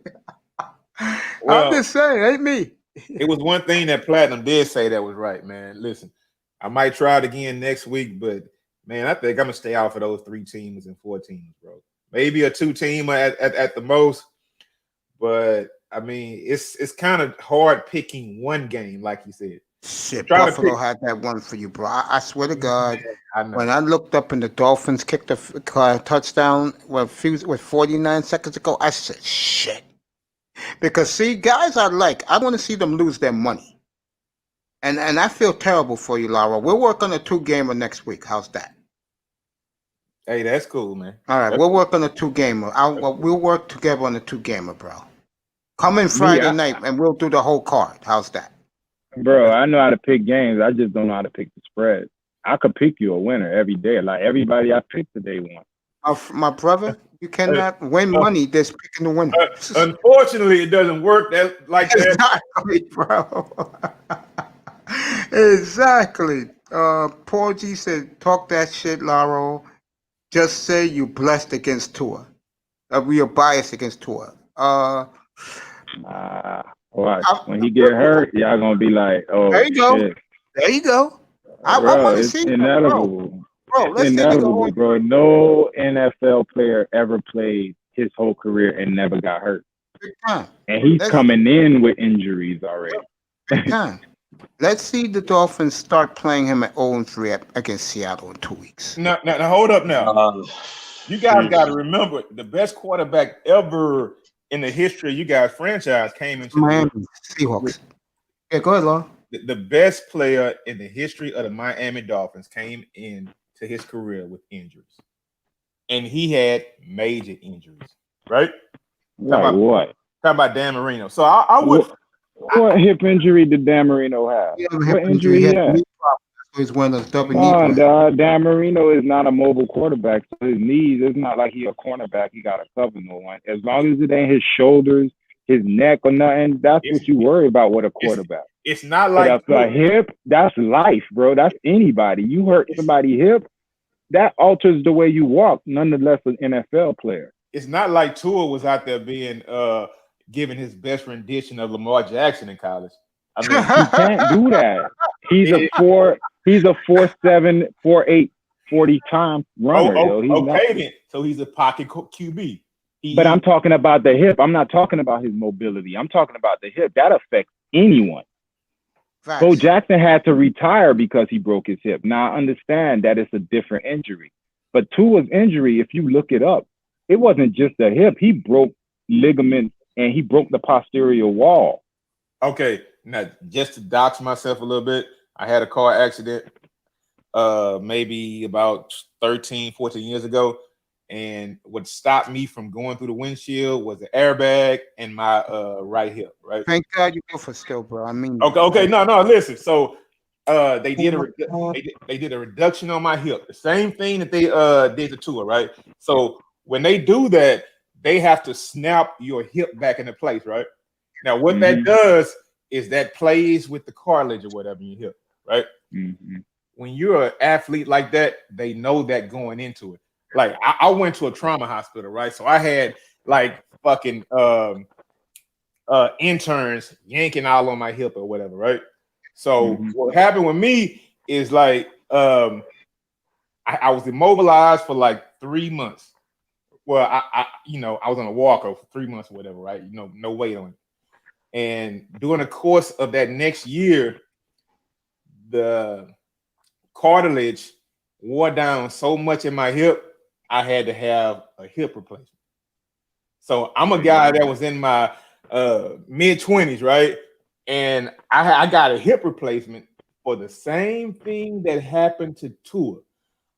So regardless of what they say, no doctor can tell you how the cartilage or how is going to respond to that injury or whatever. So it can wear down real quick. The same thing with Todd Gurley's knees or whatever, right? So it's a slippery slope. I probably wouldn't have drafted him that high. I probably would have saved it for a later pick. So who knows, man? Who knows? My point, homie. Who knows? No, let me ask you a quick question about your injury. Did your bone go through your back? Like, did it go through your? Oh hell no. Okay, that's what happened to Tua. That's what people don't talk about. They talk about because they don't bring it up. Okay, wait a minute. That's what I'm telling you, bro. Like his hip, like the impact on the hip was so bad that his leg, that bone that goes from your hip to your back, it broke that posterior wall. Like it broke his butt bone, basically. You feel me? Okay, well here's the thing. You know what? It did. Because going back and thinking, okay, I had like a few screws to fix like the posterior wall or whatever, and lock all that in place or whatever. Yeah. And man, the thing is though, right? Man, Tua is lucky, I think, so far. Because man, once that cartilage wore down in my hip or whatever, man, I walked like a fucking gimp for like 6 months. Come on. Until I had to get my surgery, bro. Man, What's up, Gump? Hey, bro, I couldn't holler at no hoes or nothing. Come on, man, bro. I was walking with a severe limp. And right. Hey, man, and when I got that surgery, bro, man, I felt like $1 million again. No limp, no anything, no pain. No, I mean, I almost think that Tua could get a hip replacement to go out there and play the way I feel, once I got mine or whatever. But what I'm saying is that I wouldn't have drafted that guy number 5. And if you guys have hell, you fucking know. And the way Justin Herbert looks right now, I would have fucking chosen him. Come on, Justin Herbert. He could have had all kind of shit. I wanted Jalen Hurts in the third. But I'll be honest with you. I wanted Tristan Wirfs at 5. I wanted Jordan Love at 18. And Austin Jackson at 26. That's what I would have done in the draft. So what I would have done. Oh, go ahead. No, what I would have said, I think, you know what? Not to be a flip-flopper, but I kind of made Artest point for him. You did, bro. I'm telling you. I told you. I see that. I kind of made his point for him. Yeah, Come man. on. But you know what, though? At some point in time, you have, like with the Texans or whatever, and maybe with you guys, you have to question the ownership. We have horrible ownership here at the Texans. We have Evan, what's up, my brother? I love you, bro. Welcome to the room, bro. Go ahead, Lau. And you got to watch the people who they hire too, bro. I mean, because You have to, because because our owners like the McNairs, they're so passive or whatever, right? If they get an alpha dog coach, they're going to listen to him. It's to a point to where I would rather have a guy like in Cleveland be our owner rather than a guy who just I'm just going to let those guys do their job and I'm going to fall back and just pay the bills. No, man, fuck that. You need something in between. I don't want a Jerry Jones type guy who circumvents everything, but I don't want an owner that says you guys go handle it and I'm going to be over here, with my Fortune 500 businesses doing my thing. I don't like that. I'm gonna tell you, I grew up a 49er Dolphins fan. Jed York, the owner of the 49ers, who took the job from his father, whatever. That's the perfect owner. You know what he does? He makes his coach and his GM, like he got Lynch and Shanahan. They work in unison. You feel me? And he basically tells them, whatever you need, I'm gonna pay for it. But he's not hands-on. He's there. He knows football because he grew up in it, just like Shanahan grew up under his father. So they know football, but he lets the coach and the GM do their thing. But he's not as passive like how you saying with McNair. He's there. He's around. But he doesn't put his hand, or he doesn't, like, you know what I'm saying, like mess up what they got going. Now, what he does do, he has GM, he has Lynch and Shanahan working in unison. So one is not like it's you see how y'all got O'Brien, he's the coach and the GM. You know why? Because like you said, McNairs is so passive that he presented himself such in a way as an alpha dog that he's like, I could take over both. I could do the coach and the GM, and they're like, fuck it, go ahead, do it. I give that scumbag credit. He is an alpha dog. Evan Duncan, my brother, I love you. Welcome to the chat, bro. Welcome to the chat. He learned. He went head to head with Brady. That showed that he has. Exactly. Yeah, he learned from Belichick. He got it from Belichick, bro. Oh, I'm giving my man a salute, and you guys can go right back at it. Yo, Evan, I love you, man. Welcome to my room, bro. I love you, man. How you doing? Put in the chat room. One, you doing good, bro? Let me know. All right, fellas, go back to fighting. Man, let me tell you something. If I had my choice at the Texans, I would have fired Bill O'Brien and hired Mike Vrabel when he was on our team, when he was coaching our defense, bro. I mean, because Mike Vrabel looks like he has the juice. Now, the Texans ownership, they would never had a nuts to do a thing like that. That's why we looking like we looking. Oh my God, boy! I tell you, yo, you watching this Texan game, Laro? I mean, it's 20-10 right now. I'm watching it right now. I got the sound. Did you see what Mate, I'm stuck in the house because we bracing for a hurricane, right? I didn't know that. I'm sorry, bro. Be safe. Yeah. We bracing for a hurricane right now. That's why I'm stuck in the house right now, man. No, the reason why did you see that run on 3rd and 1 for Baltimore? Yeah. Number 35. Fucking pathetic, bro. Hey, absolutely pathetic. Yeah, I'm good looking at this Chiefs and Chargers game, Macy. I'm watching it too with Justin Herbert putting on a show. Go ahead, fellas. Keep fighting. Go ahead. Ain't no fight. I'm listening to him. No, it's a joke, bro. I'm kidding around. Eye test. The room is light, man. Laura and me are good. We boys in another sector. That's why these guys come in here. I know these guys. Yeah, you think I'll be mad or angry? Hey, look, Mace. Let me tell you something, bro. Go ahead, brother. When football season is on, I'm not really a part of that sector, bro. Neither am I, bro. This is my work. I haven't been there, and God knows when. I just say hello to Kuda. I'm in here, bro. I'm preparing for this show. Yeah. Mace, real talk. I mean, yeah, we'll talk, bro. I use that for not entertainment, because I mean it's a lot to get by the time. But Mace, I mean, I'm a married man. I mean, I might be getting divorced, but I don't want it to happen, and it may happen. So, that's why I'm a part of that sector, or whatever, right? Yeah. But the thing is that during football season, I mean, I'm not trying to hear about. I'm the same way, bro. I'm not trying to hear about that. Laurel, I'm the same way, bro. This is my life right here. Football is my shit. Football and hockey.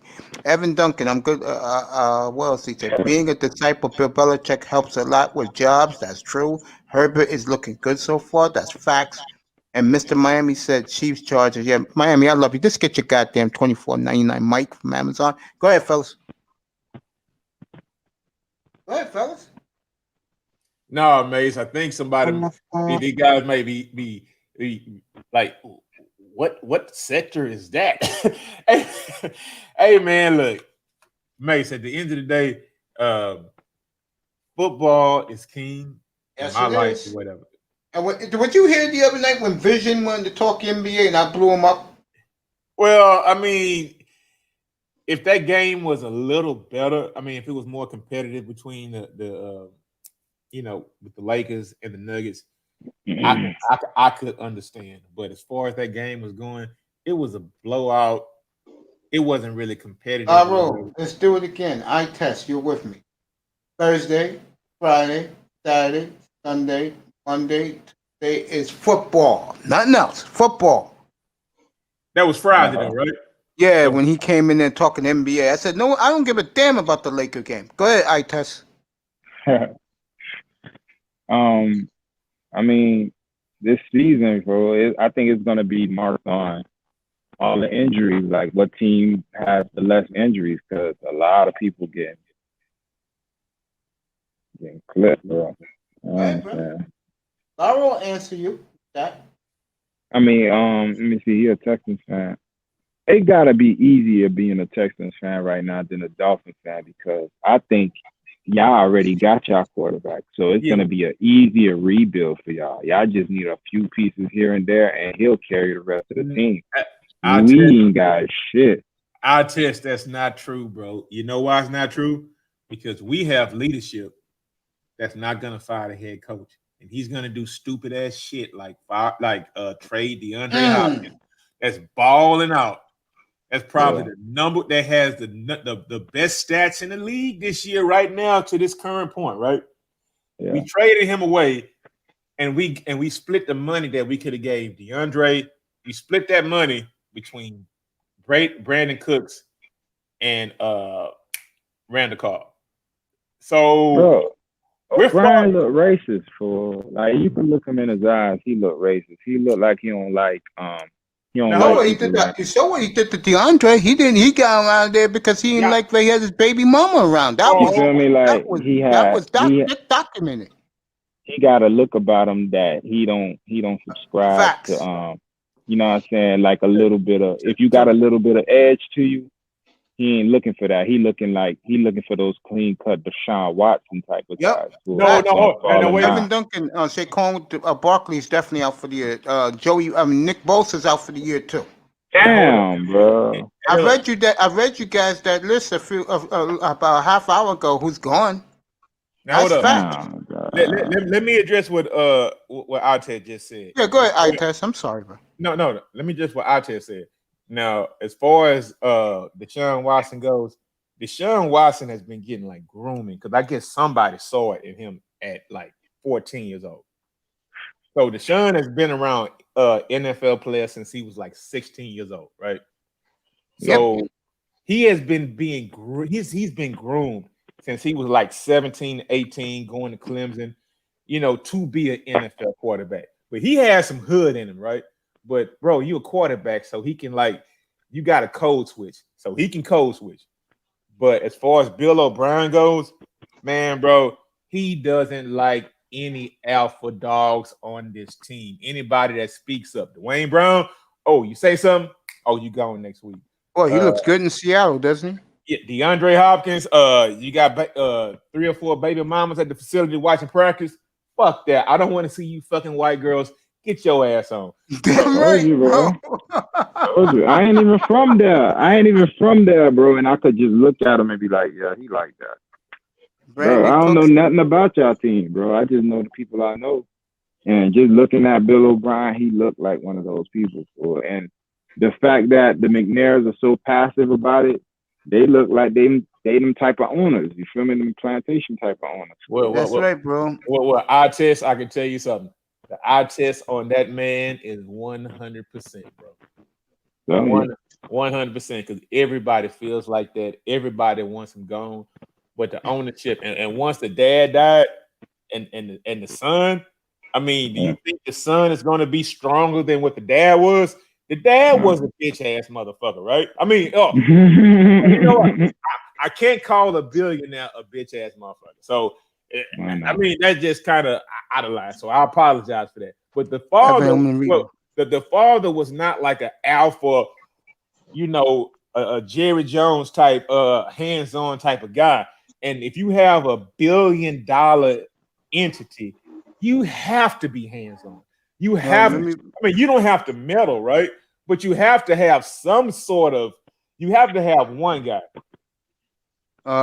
Before you guys continue, my boy Evan Duncan says Brandon Cooks ain't worth the money. Facts. O'Brien told Hopkins the last time I spoke to a player like this was Aaron Hernandez. That kind of tells you something about Bill O'Brien.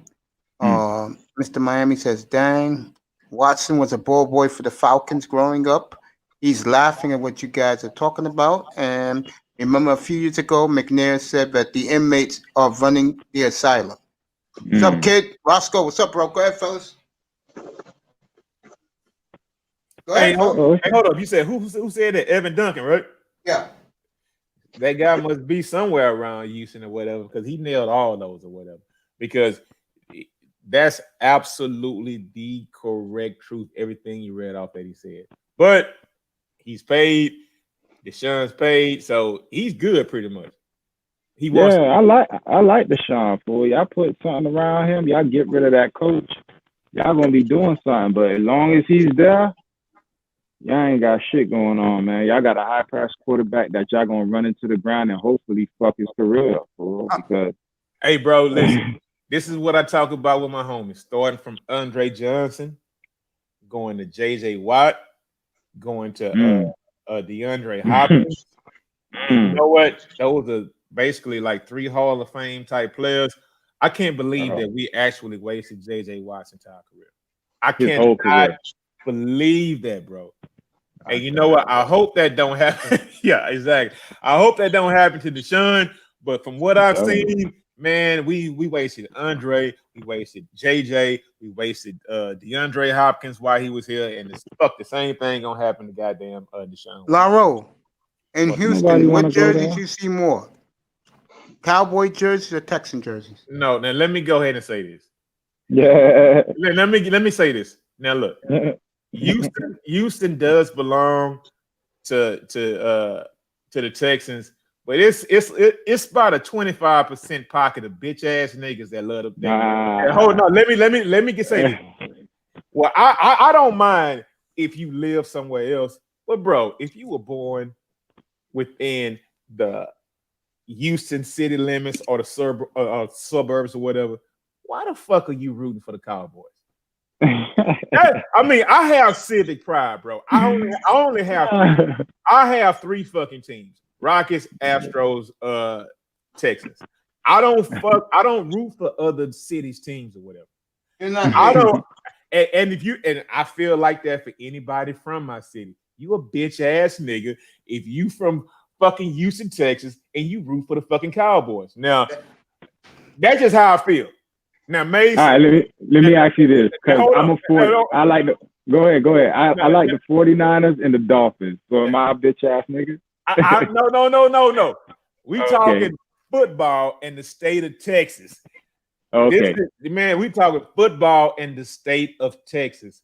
And when I'm looking at my neighbor and he has bumper stickers for the Cowboys, and we talking, I'm like, so where you grow up at? And he grew up around the corner from me, and I ain't know him because he's about 8 years younger than me. So why you for the Cowboys? I live here in New York, and because those same guys, they root for the Yankees, they root for the Cowboys, and they root for the Lakers. I don't like guys like that. I don't like guys like that, bro. I live in New York, Laro, and I hate all the teams here. And this is a hold on. Wait a minute. This is a sports dislike. It's not a personal dislike. It's not a personal dislike. It's a sports dislike. Well, I hate more. Laro, what I hate more is living here in New York. Yeah. These goddamn foreigners come here and they talk shit to me saying, hey, if you don't like the teams, live here. I told these motherfuckers, yo, In this city, bro, we like who you like. You fucking foreigners. You don't like, get the fuck out of here. Take your fucking green card. Get the fuck out. But Mace, here's the thing, though. I'm not saying, you know what? Certain cities are melting pot cities. Houston is also. New York is. What I'm saying is, you can't go to Kansas City, right? Because that's not a destination city. They don't have shit there. Everybody in Kansas City is a Kansas City fan, right? Yeah. So when you live in bigger cities like Houston, you got everything around here, right? Yep. But what I'm saying is, if you were born and raised, why the fuck you want to root for another team, bro? 17-6 charges. Hey, let me tell you why. Because y'all went from the Houston Oilers to the Houston Texans. What was they supposed to do, dog? They needed a team. So they identified with the closest thing to them, which is Cowboys. Hey, you all got to realize Texas has state pride on different level. Yeah, Evan Duncan. Facts. Go ahead. Yeah, he right about that, bro. I mean, shit, man. Evan Duncan. Yeah. Look, the thing is that, man, I test. The thing is that, man, from as far as football goes, kids in Texas are playing football from 6 years old on up, right? It's like, man, what you think we doing down here? Yo, Miami's a fucking birthplace of football, bro. Okay, so you understand what I'm saying. We produce the pros in Miami, bro, at the field. So what I'm saying is this. You guys don't have as many franchises as the state of Texas. I'm not dissing or anything like that. So what I'm saying is this. Can you understand if a guy grows up in pork and beans apartments, right? Yeah. Pork and bean projects, and he calls himself an Arizona Cardinals fan. Why? Yeah. You know what I mean? That's what I'm talking about. I get that part. Miami got all the major teams in all the major sports. They got like 8 colleges and what? Everything down here, bro. Yeah, and Miami, bro. Half the NFL is Miami. Half the NFL league, dog. It's from Miami, bro. All Miami players, and then we don't want to go to the state of Florida. The whole league is down there from Florida, dog. As far as the star players. That's true. So facts. New York and all them motherfuckers, y'all got basketball. You feel me? Not anymore, bro. Not like we used to. They got Cali got basketball, and they produce Cali got it now. They produce quarterbacks. I think Texas produce a lot of good quarterbacks too. But Miami, nigga, we produce all the skill positions. Nigga, everything. We grow up like you said, 6, man. We come out like my son. As soon as he was born, I gave him a football. Yep. So, bro, it's nothing but optimists. It's nothing but track. It's nothing but basketball. It's nothing but we got some baseball going on down here. We don't fuck with hockey. You know what I'm saying? And that's it, fool. We running track and we playing ball down here. I test. This is for you from Mr. Miami. Liberty City, Carroll City, Okalaka, Little Haiti, Pork Beans Projects in Richmond Heights, Overtown. That's Miami, bro. That everything there you go. Name. That's the real Miami, bro. I heard this is for you, I test. Go ahead. No, this is for you. I heard that they shut down the King of Diamonds with the little midget stripper. Is that true? Yeah, that shit is a fucking it's a car lot. I think they putting up a fucking Benz. That's a damn shame, man. How's Tootsie's, but man? Bro, the Diamonds been moving. Like I remember it was Diamonds where it used to be, and then they moved it to the KOD. They just moved shit around. We got all kind of shit. We got the office. We got Tootsie. You know what I'm saying? We got everything down here. Fucking strip clubs down there open at 8 in the morning, close at 6 in the morning. The kitchen's open from like 11 to 2 a.m. I ain't gonna lie, they closed Scarlett's down. They closed a few of them down though because of the corona. But a few. Oh shit, man! I can't wait to get back down there, man. If there was no COVID, I would have been down there for the Seahawk game, man, because I want to see that beautiful stadium, man. God, bro, I went to Vegas just to go see the Raiders Stadium. Yeah, I got that shit. What's up with Club Rolex? The Lex? Yeah, man, that shit always getting shout out, bro. That shit. Like, I used to go to the Lex. I used to stay right on 17th, bro. I used to go to the Lex and what's the fucking shit? Coco's all the fucking time. And every time I went there, dog, I got shot. Not I got shot at, but motherfuckers were getting shot at, bro. And I'm like, I remember one specific night. I ain't finna go too long, but dog, we walk into the club, bro. We get to the corner. We going to Coco's because I stayed on 17th. So if you know what Coco's at, it's right there. Nah, I never been to Coco's. Which club serves the best food? I'm talking about strip club. Okay, I gotta take you there next time I'm there, bro. It's on me, bro. We'll spend the morning there, bro.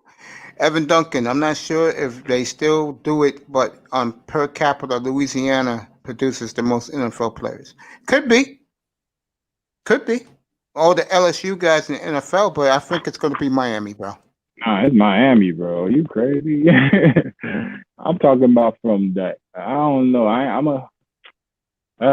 I can't ramble off the names, but we got. It's so many we can't do it right now. Yeah, it's too much, bro. Big time, what's up, bro?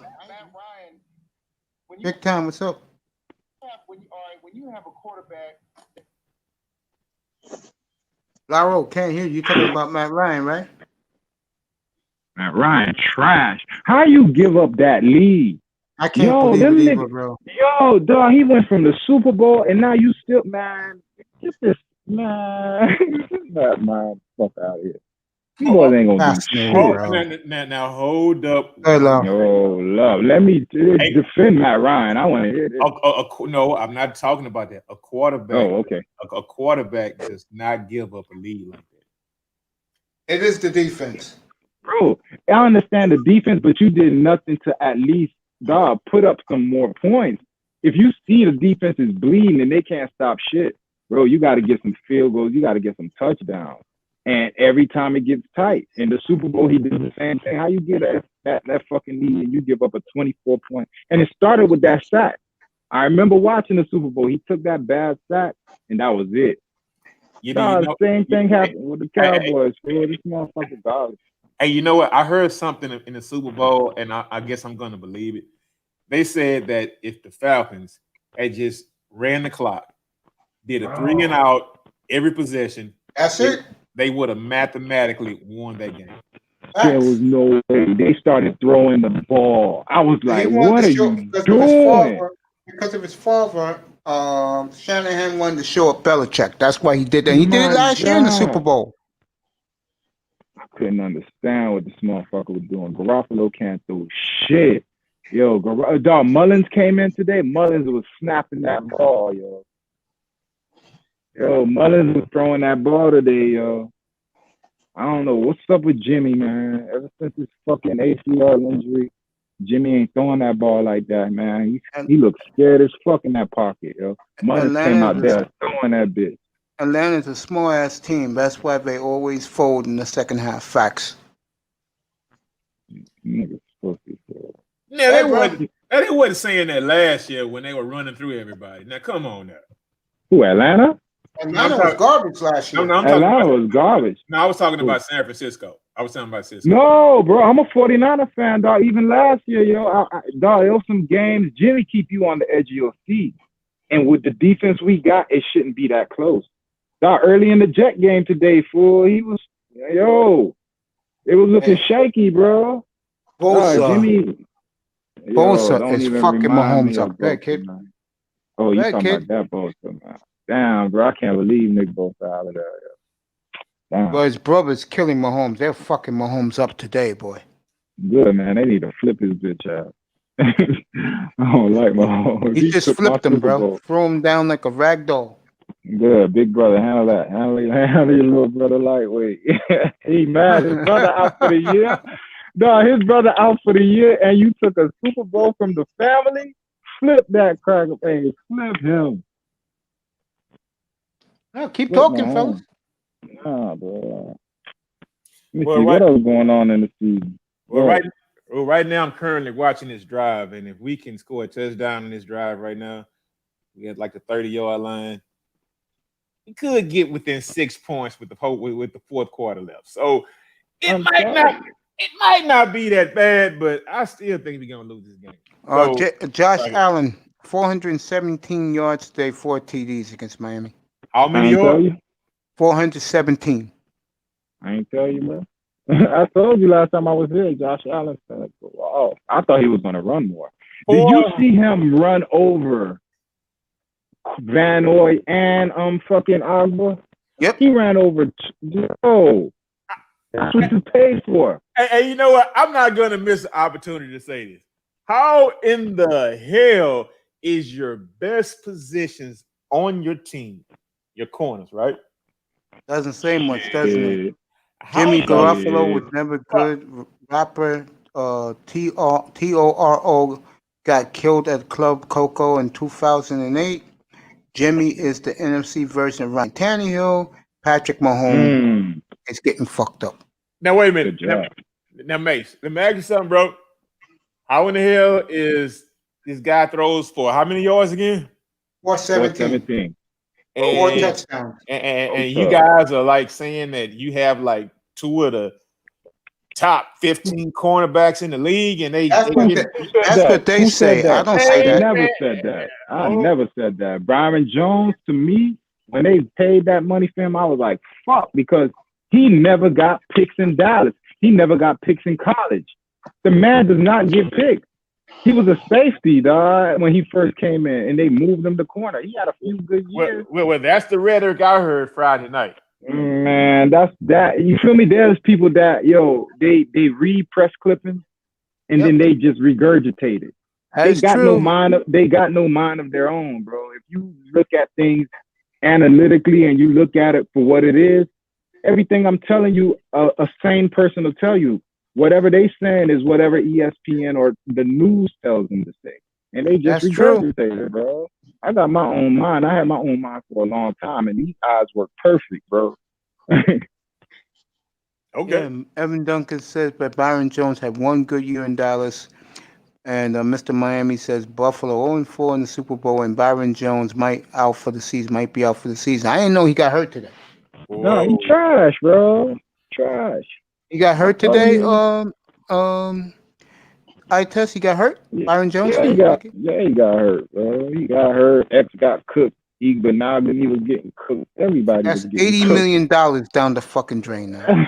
Everybody was getting cooked. And you asked me why is Flores a spy? Why do I say Coach Flores is a spy?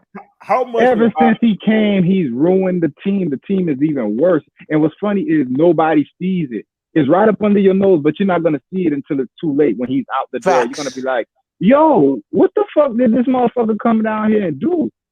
Your team is even worse than it was when he got here. By the way, they're doing tonight on 60 Minutes, Ed Orgeron. I never thought I'd see the day. What the fuck is Ed Orgeron? Coach of LSU. Who's that, the guy with the scratchy voice? Yes, with the real redneck voice. Yes. And we're going to do this today. Yeah, him. What are you finna talk about, yo? What the fuck you finna talk about? Black Lives Matter? I'm going to leave that alone. Anyway, hey, Big Time, you in here finally? Colombian, get up here, bro. I'm going to send you the link. Get your ass up here, Fred Ward, Colombian. We're going to get some action now. Get up here, bro. We're having a nice convo today. Go ahead, Big Time, if you're there. Hey, the Raiders played? Tomorrow night. Big Time, you there, bro?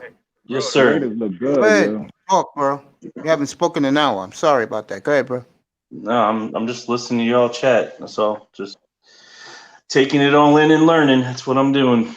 All right. I hope Fred Ward's going to pop up. I sent down the link. Evan Duncan says Coach O is a real-life Cajun, and that's how they really sound. That's why, Evan, I love you, bro. You're my man. And Chiefs just scored. They kicked the field goal. Back to Big Time. Go ahead, bro. Big Time. Oh, you're soaking up. All right, Tess is yours. What the fuck? Philly lost again, right? So they got fucking blown out. Who's the 0-2 team? Philly, the Giants, the Jets. Let me see who else. Giants, Jets, Philadelphia. Damn, the Cowboys are supposed to be 0-2, dog. Damn right. They got lucky today, boy. I tell you, they escaped. The Lions are 0-2. What else is new? The Vikings are 0-2. That surprises me. That is surprising. And Carolina's 0-2. Yo, what's up? What's up? What's up? What's up, stud? How you doing, bro? Welcome to the panel. Welcome to my show, bro. What's good, bro? I think it's my first time. I done been in the chat before, but I think it's my first time hopping on here. By Can the y'all hear me way, though? yeah, Y'all hear we me? hear you crystal clear. By the Okay. way, great What show up? yesterday on the fourth quarter. I peeked them for a little bit. Oh, okay. Appreciate you, bro. Appreciate you. You know, we always love the support, man. Appreciate you. So shout out to everybody on the panel. I see my nigga Lero up here, and then I don't What, know who the other two people up on here, but shout out to I y'all. test and big time. what Okay. up? What up, A-Sound? What's going on with you? Shit, chilling, man. Hey, man, I'm just sitting here, man, watching this pitiful ass, watching our Texans, man. This shit pitiful, bro. Like, goddamn, Guys, bro. rock it. Yeah, man, this shit is pitiful. Well, I will say this: I expected us to be getting blown out worse than what we getting right now. I think right now it's like what 20-10 right now, so it ain't too bad. But it's like, 13. man, You just scored you know, a 13. year ago. Yeah, 13. Yeah, you know what I'm saying. But my thing is this, bro. Like, bro, I've been saying this for like the last 5-6 years, bro. I can't stand that nigga Bill O'Brien, bro. I wish somebody would kidnap that nigga and like fucking do something with him, bro. Because I can't stand it. Like, bro, why would you get rid of Sean's best weapon in DeAndre Hopkins? That was like the best thing beside Watson. That was like the best thing we had going was D Hop, and now he ain't even got D Hop no more. So now he got to fucking force it to Kenny Stills, and then I like Will Fuller, but the nigga can't stay healthy a full season without getting hurt. So it's like, you know, like really, bro, Deshaun is the only weapon that we have, bro. And the problem is that, you know, my thing is when he get to running too much and shit like that, you know, he go against a team with a good defense, I'm scared he gonna get his ass rocked and hurt. You know what I'm saying? That's my biggest concern. So, you know, I'm like, damn, bro, like that should be pissing me off. But hey, I said this shit like before the beginning of the season started. Hey, I bet any of you niggas some money. I'm picking the fucking Cardinals to make a wild card spot in the playoffs this year. You sure you know did. What I'm saying? Yeah. I'm picking them to make a wild card spot. Now, wait a minute. Hey, look. Yeah. Now, you know what? You know that's a lock right now, right? I mean, if injuries, because boys dropping like fives right now. Yeah. You know what I'm saying? No, but I like, but I like Kyler Murray though. And then like I watched him last year, like the first half of his first rookie season last year. You know, he kind of started off slow, but then that second half, he kind of like, you know, picked it up and tore it up. And then I'm watching him the first 2 weeks, and I even bet the last week, week 1, I said, I bet my neighbor. Fred Ward, what's up, bro? What happened? Fred Ward dropped. I put the link back in. Go ahead, I-Test. Yeah, I agree with Dawg. I've been said last year because I'm a 49er fan, and what he was doing to us last year, I said, fuck, he going to be a fucking problem. And I already have Russell Wilson to deal with. So, yeah. But here's the thing. Yeah, my bad, bro. My bad. My shit lost signal, though. But yeah, like I was saying, bro, shit, I bet my neighbor last week that they would be the San Fran, and shit, I won money. And right now, I see they whipping up Evan, on Washington. They whipping on Washington right now. Yeah, that defense ain't gonna hold up though. I don't know. I don't think that defense gonna hold up. That's the only thing. It looks good now, but let's say he gets smashed, bro. Yeah, but the thing about Kyler Murray that I like, he gonna play smart. He not you know Kyler Murray. You know who he remind me of? He remind me like a Russell Wilson type of cat. Like the problem with some of these mobile quarterbacks. Unless you smart enough to run your ass the fuck out of bounds instead of taking all of them unnecessary hits, which is what I think Deshaun needs to get better at. He needs to stop taking. And I get it, you know, he the only thing that they got, so he be trying to make plays when it ain't nothing there. But if I was Deshaun, I'd just run out of bounds and just live to fight another day, bro. Needs to fight another play and shit. You know what I'm saying? 8:30, it could be worse. He could be out there like RG3 ass was taking shots left and right. Well, I'm not gonna lie though. His first couple years, he was taking a lot of unnecessary hits. You know what I'm saying? Right, but yeah, that's true. He lost a year. He lost a year, right? Because he got hurt. Yeah.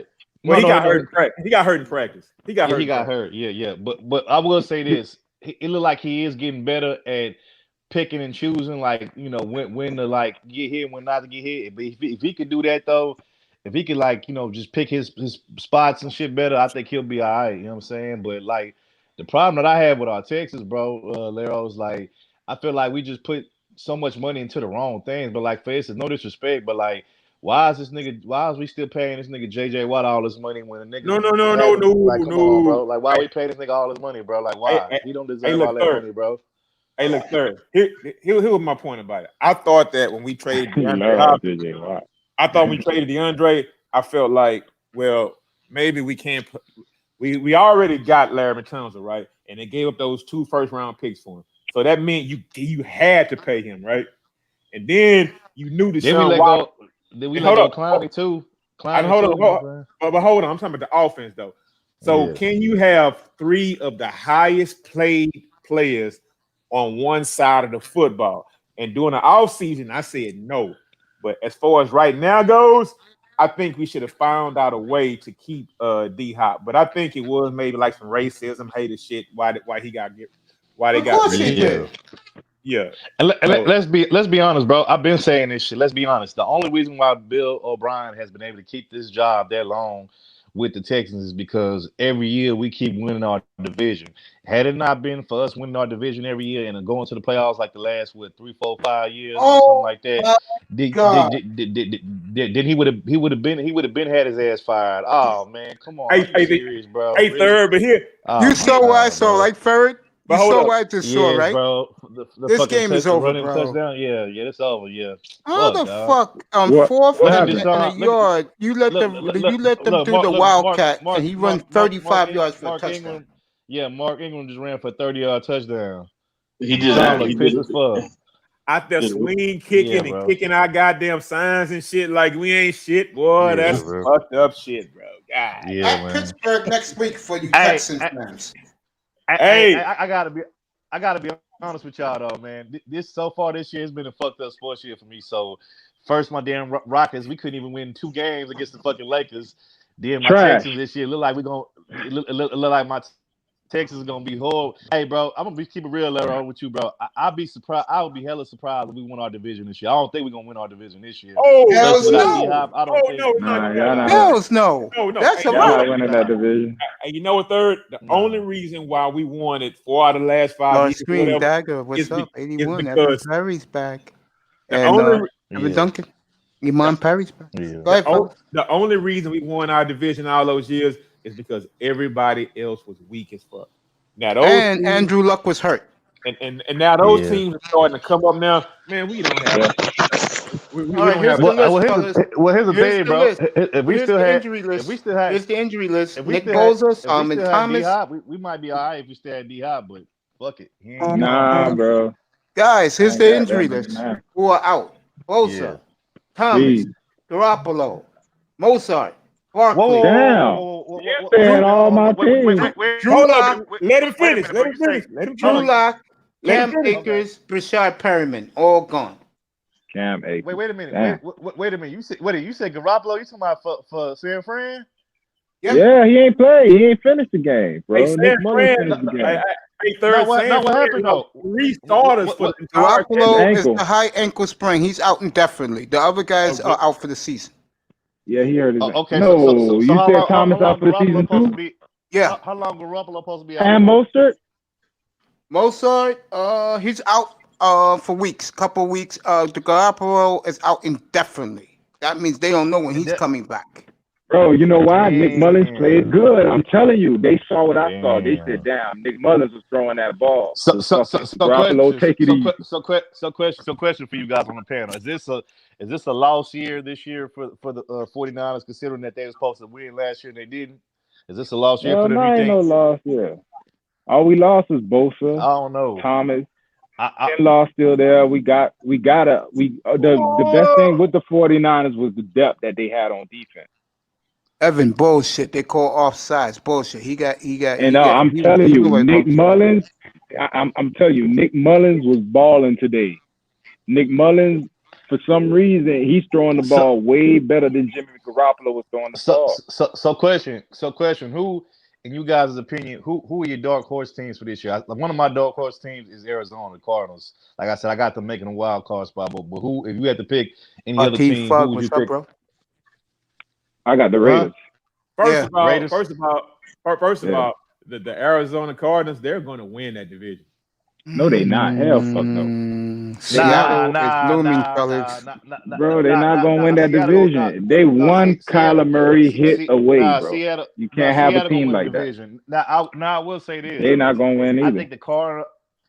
Now I will say this. I think Seattle's gonna win that division, but I do think, depending on what happens with Garoppolo Starscream, he's out. I'm gonna say this. Depending on what happens with the whole 49ers Garoppolo thing, like let's say he don't come back till like later on in the season, then I think the Cardinals have a chance to become like the second best team in that division. You know what I'm saying? But I think Seattle's gonna win that division. But like I said, at worst, I think Arizona's gonna get a wild card spot. Yeah, I'm gonna say this before it become popular, bro. Nick Mullins is playing better than Garoppolo right now.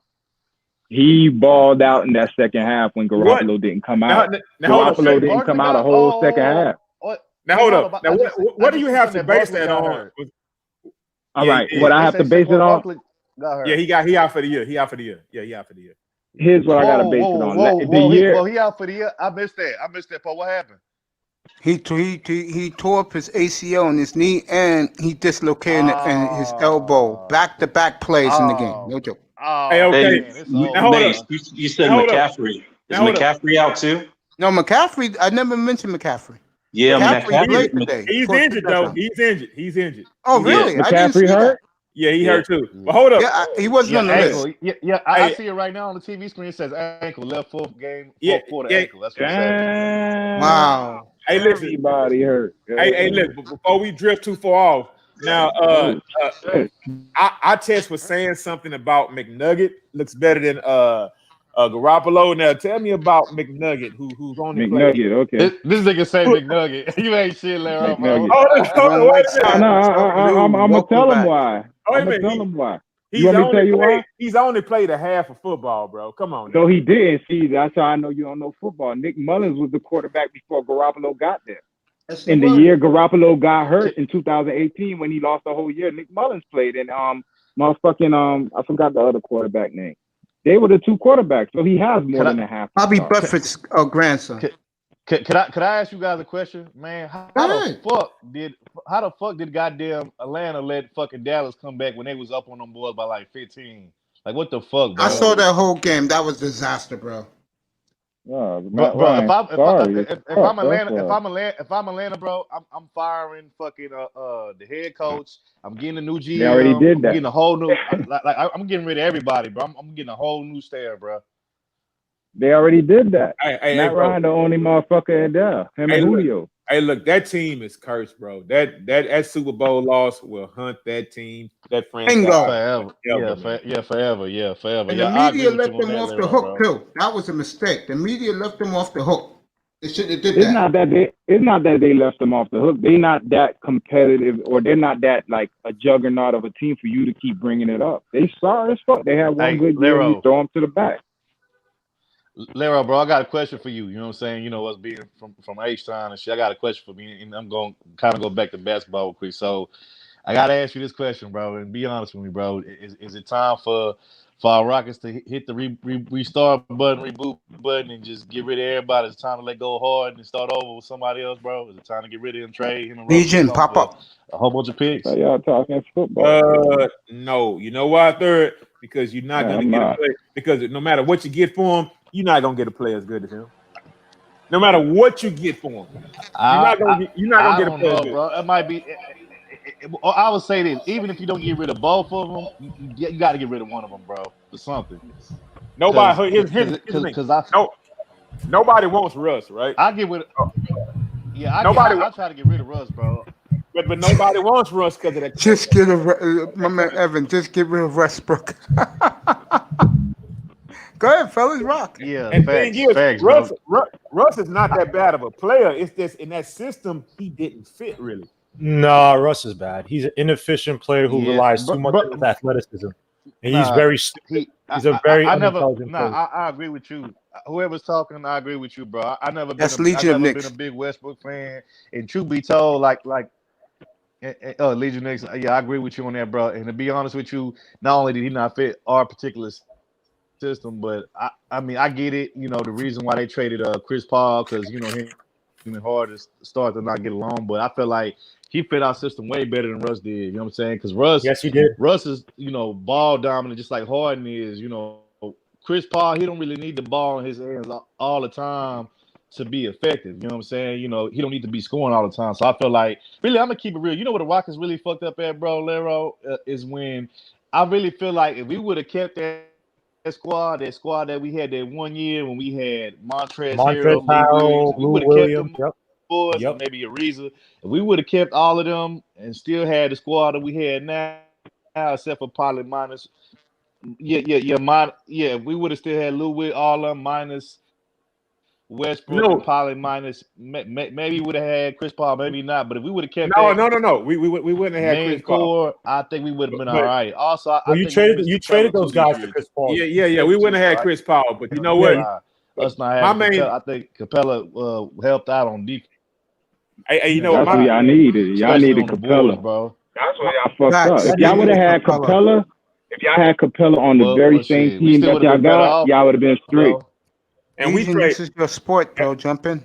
And we pretty much traded Capella for peanuts, man. For nothing, bro. I'm telling you, if y'all had Capella on that very same team that y'all got, y'all would have been decent, bro. This is what happens when you let nerds like Daryl Morey, who never played ball in their life, act like they know how to calculate what makes a ball team, what makes a championship winning team. This is the thing, right? So I'll let you guys rock it. I'll be back. You get it, guys. This is how you know. This is how you know that they're full of shit, right? So you get a guy in James Harden, right, who is a superlative offensive talent. I'll give him that. But you give him this high usage, right? And I'm not even a LeBron fan like that, but you give him the high usage, and he's not a LeBron where he's going to be able to facilitate. You can at least run the high pick and roll with him, pass out to perimeter, and then he's going to score. You're talking about a guy last year that shot 36.3% from the three with all that usage. Don't get me wrong, he had 30-some points, and they still lost win. And like you said, the reason why Chris Paul why that worked so well, but it failed. Two reasons, right? It worked because Chris Paul can initiate different looks on offenses. What Chris Paul does is his main thing is that he does hold the ball sometimes too long, but what he's trying to do is trying to find the easy field goal. He's trying to find the best field goal available on the floor. The reason why it didn't work was because Harden doesn't care about winning a championship. He cares about just getting the points and the fame. Because that Chris Paul, that first year, until Chris Paul it worked beautifully, and they effed it up, or Harden effed it up. And now, what you see what they try to do now? They're trying to blame it all on the coaching and everybody else versus Harden, and that's the same thing that Westbrook did in OKC. Remember, Billy Donovan couldn't coach anything with Westbrook. He couldn't. He was hamstrung by Westbrook because they had to basically do whatever Westbrook wanted. And then when Westbrook got traded, look what they did this year. Even though Billy Donovan left this year, but look what they did this year with Chris Paul. They had a 4.7% chance to make the playoffs this year, and they did it. Come on, man. Well, I don't think you can necessarily blame Russ for all that. For the OKC, no, I'm not blaming all of it, but a lot. Well, put it like this: the organization put all the eggs in a basket trying to appease Russell Westbrook, right? I think that whenever you have a player, it is not up to you to just sit there and appease everything the player wants. Now, I think there's a balance, right? Obviously, you have to put pieces around him, right? You can't do like what you did with LeBron in Cleveland the first time around, right? Where you refuse a trade for J.J. Hickson for Amari Stoudemire when Amari Stoudemire was still good. You know what I mean? You got to put pieces around your guys, but what you got to do is also coach them up because let's be honest, these kids are coming out of college when they're teenagers. They don't know about higher levels of basketball. Let's be honest. Okay, now here's one thing now. Mm-hmm. When you say appease, right? Did you ever hear of anybody saying in the Oklahoma City media or just ESPN or whatever that Russ is unhappy with Billy Donovan? Russ is unhappy with Steven Adams. Russ is unhappy with Grant or anybody like that. I don't think Russ. I never heard that. No, but bro, what would you be? Russell Wilson was basically allowed to be the man at any cost on that team. Let's be honest. Those triple doubles, a lot of them were fake. Where he had 2-3 people boxing out each other so he gets the rebound. You know what I mean? Where they'll set up, and then you know how I know it was fake? Go watch every year after KD left, right? And I think even a year KD got hurt. There was a year KD got hurt. And they lost in the first round playoffs Every time after KD, that team did not. It didn't look you, and then you wonder like, wait, all those triple doubles, where the hell are they now? You think about this. If you're a true triple double, like a person who, if they get a triple double, he's like, all right, they basically are the reason why that team won. Like it wasn't some fake stuff. Jokic, when Jokic gets a triple double, like he did in the, he got one in the not the Utah series. Who they just play? The Clipper series. You were like, okay, you felt that. You felt that putting up, I think one night put like 20-some points, 10, 12 rebounds, 10 assists, something like that. You felt it because he's a do-it-all player, and you don't have to fake an offense to do that. Russell Westbrook, I'm sorry, bro. You can't. How the hell you have Oladipo, Steve Adams, Reggie Jackson? You have all these players on your team out after KD, even Paul George, and you lose in the first round of playoffs? So that means that you're not coaching up that team. You're not doing the right things as an organization. You're hindering Russell Westbrook's growth by not making him be a better player than what he is versus just creating these stupid triple doubles. Come on, man. Well, after I think it's 10 years now, maybe 11. I don't know too much about growth right now. He's done. Yeah, he's done. He ain't grown no more. He's done. But one thing I can say he still does have, he has not lost one single step, bro. But you know what, bro? When you get older and look at KD, those joints start to weaken up. Every time you run, every time you do something, you're putting treads on the tires, man. And as fun as it is to see it now, look, before KD got hurt, let's be honest, I didn't think KD was going to go and I didn't think he was going to be out like that. I thought KD was just going to keep going to maybe 35, 36 like that. You know what I mean? And you look at a guy like, I know Westbrook is more explosive pound for pound, but again, Westbrook, think about this. Westbrook's game is predicated largely off athleticism, right? Many guys in the league, as you get older, you're supposed to meet up to your mental prime, right? You see it sometimes, right? Sometimes like even Jordan, right? Jordan met his mental prime when he was playing under the triangle system, right? He got it. He understood, all right, I got to play within a system to basically offset what the Pistons were doing, the physicality the Pistons were bringing me. You know what I mean? Even Olajuwon. Remember Olajuwon was playing with Ralph Sampson back in the late 80s? And it wasn't until Ralph Sampson got hurt and then the team truly built under Tom Janovich, then it was like, okay, now you start to see Olajuwon Hall of Fame. And don't get me wrong, Olajuwon's putting up numbers, but again, your physical and your mental prime have to meet. It's like where your physical starts to wane a little bit, but your mental, you start to get a greater grasp of the game. Westbrook doesn't have that yet, bro. I watched that series against the Lakers, bro. How many times did I see this dude Westbrook? He would have it in the mid-range, right? And he'd dribble around AD, but AD was giving him space to shoot that mid-range. And this dude was dribbling around him like do-si-do, like, okay, I'm going to try to see if I can fake him to get the layup. And then he'll pass out because, like, all right, dude, you wasted 7 seconds on the clock trying to lay it up on AD when he was giving you the shot to shoot. I would shoot the effing mid-range every time. Every time Westbrook was on the baseline, he shot that little mid-range off the backboard. But whenever he faced AD in the paint, AD was giving him space. I'm like, yo, bro, you have to shoot that mid-range. Like, okay. Why would you? Now, let's keep this in context. Do you think he's still a top 15 player? Top 15 player or point guard? Player. Top 15 player. Not point guard. That's ridiculous. Nah, he ain't top 15. I don't think he's top 15 player, man. Not anymore. I think I can name 15 players better than Russell Westbrook. And bro, you know why this hurts? Because I used to love Russell Westbrook. When KD left, I was on the Russell Westbrook bandwagon. Okay, top 20. That's tough. I could possibly go top 20. Okay, top 20. So he's not trash. It's just he's not trash. He's not trash. It's just hell no. As far as Houston goes, we just need the right pieces, and we'll never get the right pieces as long as you have a nerd like Daryl FM. Bro, when he sat there and he said, what did he say? He said, you talking about the LeBron shit, like how LeBron James is the greatest player of all time because the analytics say, which the analytics don't say that, but he was like, the analytics, and he said something about like people try, basically trying to say he understands the game better than everybody else and all this other stuff. And I'm like, bruh, you literally are running a high use. First of all, they allow Harden to travel. I'm sorry, I know people, but bro, I've been playing ball all my life. I remember the first time I got travel called to me in high school. Harden is doing 10 times worse every time. No, it was a carry. My bad. I take that back. But this dude is traveling every time, and no one says anything. And the fact that you're trying to beat the NBA by not having a rim protector. You had PJ Tucker out there who's 6'6", I believe, trying to guard AD. And it's like these effing nerds, bro. I see it on Twitter. I see it on Instagram. And I'm telling you, bro, it's guys that you look at them and it's like, I know this dude couldn't play ball.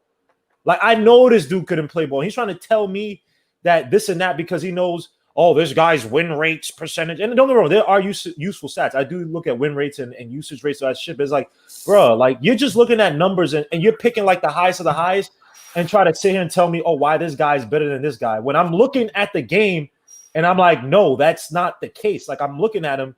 His impact on the floor is higher than this guy. Like, what are you talking about?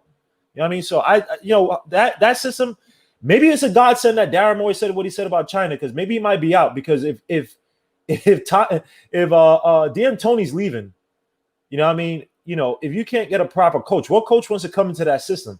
Because you can't really trade for anything. You can't really bring much in. You got to be perfect in whatever draft picks you got left. And you know what? That's the sad part about the Rockets. The Rockets got coaches based around D'Antoni. I mean, not D'Antoni, based around Daryl Morey. Like, the coaches were absolutely forced. There is no way in hell that Jeff Van Gundy is going to come back to this franchise. Hell no. It has to listen to that guy. There is no way. Hell, there is no way. Langin, I got a question for you, man. So I'm not trying to put you on the spot, but you said 15. Go ahead. 15 players. I'm interested in the 15 players that are better than Westbrook. All right, let's go down the list. So, Kawhi, LeBron, Jokic. I'm just trying to think of superstars off the top of my head. Or the top players off my head. Who I say? LeBron, Jokic, Giannis, Jimmy Butler. Who else? Embiid. That's a questionable. AD. We could keep going. I'm just looking around the league. I'm watching football too, so I apologize for being slower. No, you're good, but Embiid's questionable there, man. I mean, I'm with you. I understand what you're saying about Westbrook. I don't know if he's truly that smart when you need him to be that smart. But are you talking about Embiid? No, I'm talking about Westbrook. Oh yeah, Westbrook. Oh yeah, Westbrook's an idiot. I love Westbrook. But I'm not sitting there saying that. But compared to Westbrook and Embiid, there's no way I'm taking Embiid over Westbrook. Are you serious? I think Westbrook has heart like Allen Iverson. There's no way. Well, I agree. I agree.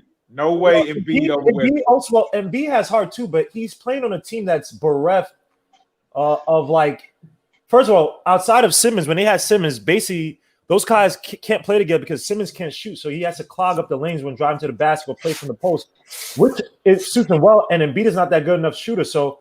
And also, Elton Brand screwed up that. Whatever they were doing, they screwed up that team. Now hold up. When has Embiid ever showed you heart? I've seen Embiid show me heart in the regular season. I've definitely seen Embiid show heart. He showed skill or heart? No, I've seen him show heart, dude. I wouldn't say Embiid is. I know he cried like a little punk, but I wouldn't say he didn't show heart, man. That's and seeing how he played at times. Still going to the basket in a no. I mean, sometimes look, he disappears at times too. I'm not saying he doesn't, but to say he doesn't play with heart, I think that's a little harsh, man. If all right, I mean, if okay, pull up this. If KD, and also KD Simmons is the issue. Kyrie's better than Westbrook too. But if Embiid didn't hit that shot, not Embiid, I'm sorry. If Kawhi Leonard didn't hit that shot last year, will we have a different view of Embiid? Yeah. Say he goes up and beats Toronto. Just say, well, I'm sorry. He beats Toronto, and then they beat who they play next after Bucks. Toronto? The Bucks. Thank you. And the Bucks, you could say Giannis doesn't have. I don't say Giannis doesn't have heart. His game is just limited. I'll say that. But we would have a different view of Embiid with that team, that Sixers team last year. I'm telling you, that was a decent team, man. Until Bam for the Heat over Westbrook. Okay. Jimmy Butler, I don't know about that. And Jason Tatum. Whoa. Butler's not better than Westbrook. I'll give you. I mean, I'll give you Jimmy Butler. That's better than Westbrook all around because of what he has done in Miami this year. If he didn't do that and didn't show what he's doing this year, I'd probably question it for a second. Would you take Booker over Westbrook?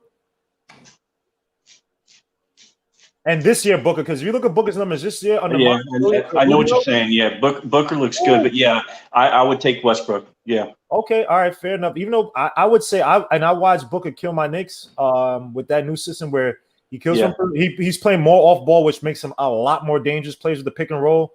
Right. And he has Rubio to get in the ball. And they had Oubre, who's not even a great shooter, but just having that spacing and Booker I can see him into the playoffs. But we talk about it later. Why I'm looking at this damn Chargers game, which is crazy right now. I'm trying to think of some other stars, some top stars. Just trying to think of some teams. I'd take Dame Lillard over him any day of the week. Oh, thank you. Yeah, I'm sorry. I was thinking Jamal Murray. I think I might take Jamal Murray over Westbrook. Oh man! You said Dame Lillard. I mean, is that 15 already? That's like 6 or 7. I don't know. I'm just saying. We mentioned hold on. We mentioned a lot. We said I don't think we mentioned too many, but Kawhi Leonard, AD, Jokic, LeBron James, Dame Lillard. That's 5. We said Butler. We said KD. We said Kyrie. Donovan Mitchell. You taking Kyrie over? Yes, I take Donovan Mitchell in a heartbeat over him. Would you take Jason Tatum? Yes. That's 10. Jason Tatum is 10. But you know what? You guys are doing that as far as Tatum goes on upside. Come on, man. Yeah. Okay, fair enough. All right. I even though Tatum is taking these stupid step back shots in the playoffs and trying to go ISO Kobe, I would still take Tatum just because Tatum is one of the best two-way players in the NBA. He's one of the top defenders in the NBA. No one talks about it. He's one of the budding offensive players in the league. It's just this playoffs, he looks a little stupid, even though, last game he did okay, even though Brown should have gotten all the credit. They had to win that game. They had to. But and Marcus Smart also saved him that game too. Marcus Smart had an underrated game no one talks about. But all right, so that's 10. Or we go with 9 if you don't want to take Tatum. I'll definitely take Tatum. Put that 10. Definitely. I'm taking Tatum. Okay, look, add James. Jaylen Brown had more heart. I'd take Jaylen Brown. Jaylen Brown's numbers are great. Okay. He's just not hungry. Okay, go ahead and add James Harden to that list too. You name him. You got Harden, right? You take James Harden. I take James Harden. Yeah, I take James Harden over West because you know why? James Harden. Well, one, he can shoot. He can shoot more consistently. More consistently. More higher. And he's not as injury prone as Russ. I'll give him that too. Oh my gosh, yo, what the hell is wrong with me? I take freaking. Wow, I apologize. Steph Curry over Westbrook. I take Klay Thompson over Westbrook. Are you kidding me? How the hell I forget about the Warriors? What the F? Okay, you didn't name KD either. I was looking. You named KD. I said KD. Okay, my bad. I was looking for 20. I'm not gonna say he's still. I think that's 12. All right, hold on. That's 12. That's 12. No, I said I'd take him in the top 20. I said 15. Tough. Okay. So we got 3 more players. You tell me we can't get 3 more players to take over. And I didn't say Embiid again, so I left out Embiid this time. So that's 12 players we got. CJ McCollum. Hell no. You wouldn't take CJ McCollum over Westbrook. You bugging.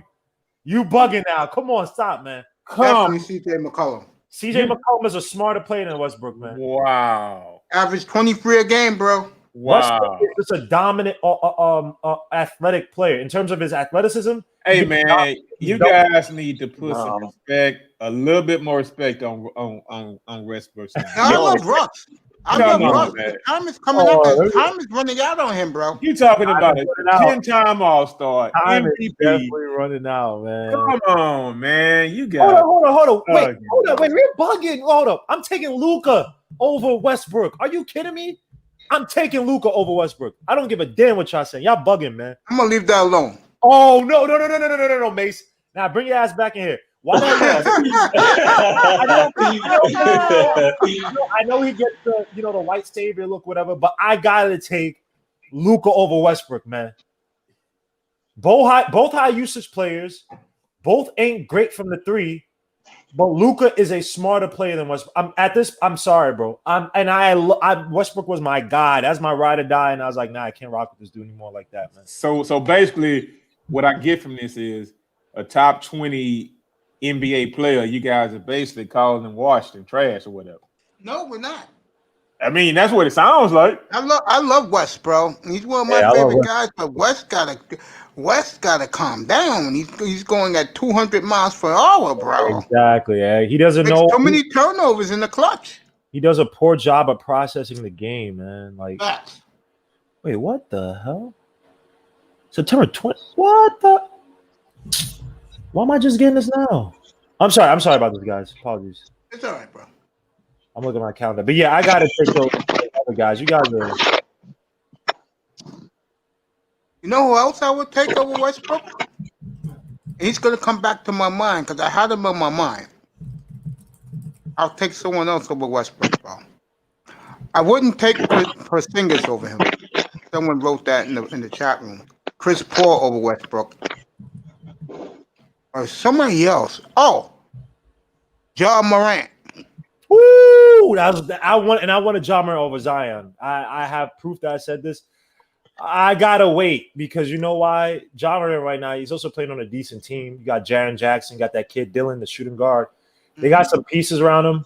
And John Morant, I thought at Murray State, he did so much and no one talked about it. But I gotta wait because he's also using his athleticism to get assists to facilitate. And I want to see how he progresses. I got to give Russell Westbrook at least that credit that I've seen years from him. You know what I mean? John Morant, he's a rookie, so I can't take him yet, even though I know I feel I will later on because John Morant, that's my guy, man. John Morant's a beast, man. Laro, you're losing your argument.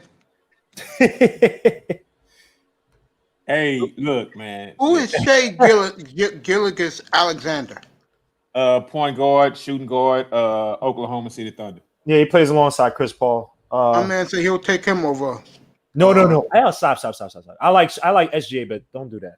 Yeah, that's not me. Somebody said that in the chat. Y'all going a little bit too damn far right now. Yeah, we disrespecting the dude now. I don't know about that. No, we're having fun. No, I know. I love West. I know, but come on. Shea Gilgeous-Alexander, come on, stop. Y'all bugging now, man. Hey, we're talking about. Someone said Paul nice George. sit there and say about Kerr, but I mean Thompson. I'm gonna sit there when you have a guy that's putting up Oscar Robertson numbers and even better than that, and then putting up even bigger numbers than LeBron James. But I do agree with you, as in he's not a smart player down the stretch. He doesn't make really good decisions. I just top 20 player going to the Houston Rockets, things were going to change. Put him on another team and have him run it. He's still going to push up those numbers. I don't know if he'll ever go to a championship though. So maybe we need to fact it down to where, are we building a team? Can you build a team around Westbrook and can he be successful to go to a championship? You know what Westbrook needs? A perfect team for him where he could learn to try to process the game a little bit better. I will, even though you'd have redundancy in terms of similar type of players because you have DeJounte Murray, but a place that would work would be the Spurs. He needs to understand how to process the game as a proper point guard and not just drive to the basket and dish out to the perimeter. That's not the only part of being a point guard, man. It's also knowing who to get the ball to, knowing to take your spots. And I wish he would have learned a lot more from he didn't really have much with Houston. He didn't really have much anywhere in terms of, he had coaching, but again, this guy, Westbrook, I think that he controlled that organization or influenced him to be like, yeah, let's just let him do whatever the hell he wants to do. And it backfired, man. Like his first, besides the first few weeks that he spent with Houston, where his efficiency was like high, I think he's shooting like 40% from three and close to 50% from the field. I mean, he's been a woefully inefficient player. And he's never learned how to get out of that. Like, if he goes to Spurs, or I would never wish this on anybody, but I think the epiphany might come if he gets a major injury where he can't use that athleticism as much anymore. And he has to process the game. He has to call for the screens at the right time. He has to get the team to run curls and screens for a target off-ball shooter and work it that way. Get your guy on the hip like Chris Paul still does to this day, where he can carry a guy on the hip until he drives deep into the basket, where it's like, all right, I don't know if Chris Paul's going to throw up a floater, or I don't know if he's going to pass to the big man cutting in the pick and roll. You know what I mean? So he needs his athleticism has to go down somehow. Question from the chat room. Do the Nuggets have a chance? Yeah. Hell no. Nuggets ain't got a chance. Nuggets You have know why? Nuggets have I'm gonna tell you. two things the Pacers, the Lakers struggle with. Flow IQ, what's up, buddy? I love you. I'm Welcome in the gonna tell room. you. I'm gonna tell you why they ain't got a chance, and it ain't because I'm being on my I'll be conspiracy right theorist back, type guys. shit. It's because it's the truth. Hey, let's just call it what it is. The NBA has an agenda. They want to see LeBron win another chip, and they want to see the Los Angeles win another chip because they ain't won a chip in so many damn years. So more than likely, Oh, you talking about the NBA team for them then? Yeah. What I'm saying is they gonna the chip. Look, don't get me wrong. I would love nothing more than to see LeBron lose another finals. I'm not a LeBron fan. I'm not a hater of LeBron, but I'm not a LeBron fan either.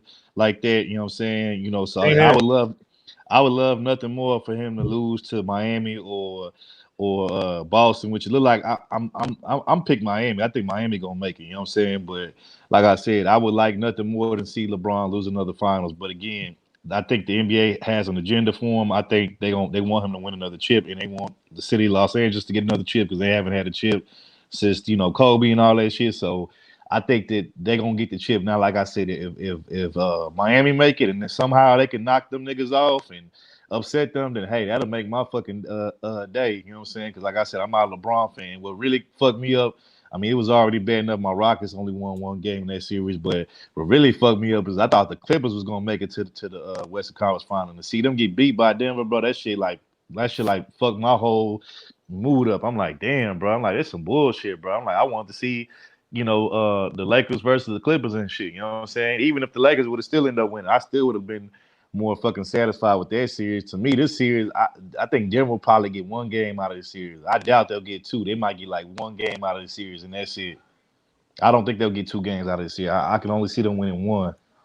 So I'll say this about the Denver Nuggets. They do have something that the Lakers struggle with. That's pace. Lakers struggle with pace. The only thing that I don't like about the Nuggets is I think that they spent all their defensive intensity on that Clipper series because they're not known as a defensive team, but you had guys like MPJ stepping up big time, especially I believe it was like game 5 or game 6 or game 5 to game 6. He was like a defensive stalwart. But see, here's the problem that the Nuggets are gonna have. Like you said, I agree with you. They spend all their defensive energy on the Clippers, but also I would say that now Jokic can't play as freely in this series as he did in the last series because he has to worry about AD. You know what I'm saying? And AD. And with AD, averaging people, AD's gonna probably average anywhere between like maybe 28, maybe 30, 10 and whatever, 10 and 8 or some shit like that. And with him averaging that, that's gonna put a lot of pressure on Jokic on the defensive end. He's gonna lose a lot of energy having to guard AD, and then I think that's gonna cause him to not have as much energy on the offensive end. So you know what I would do though? You know what I would do though? Look at how the Lakers, and I gotta give the Lakers a lot of credit. That zone defense they play is smart and is aggressive at the right times, right? So what I would do is that I would emphasize trying to use Jokic as a zone breaker, but then also have Jamal Murray.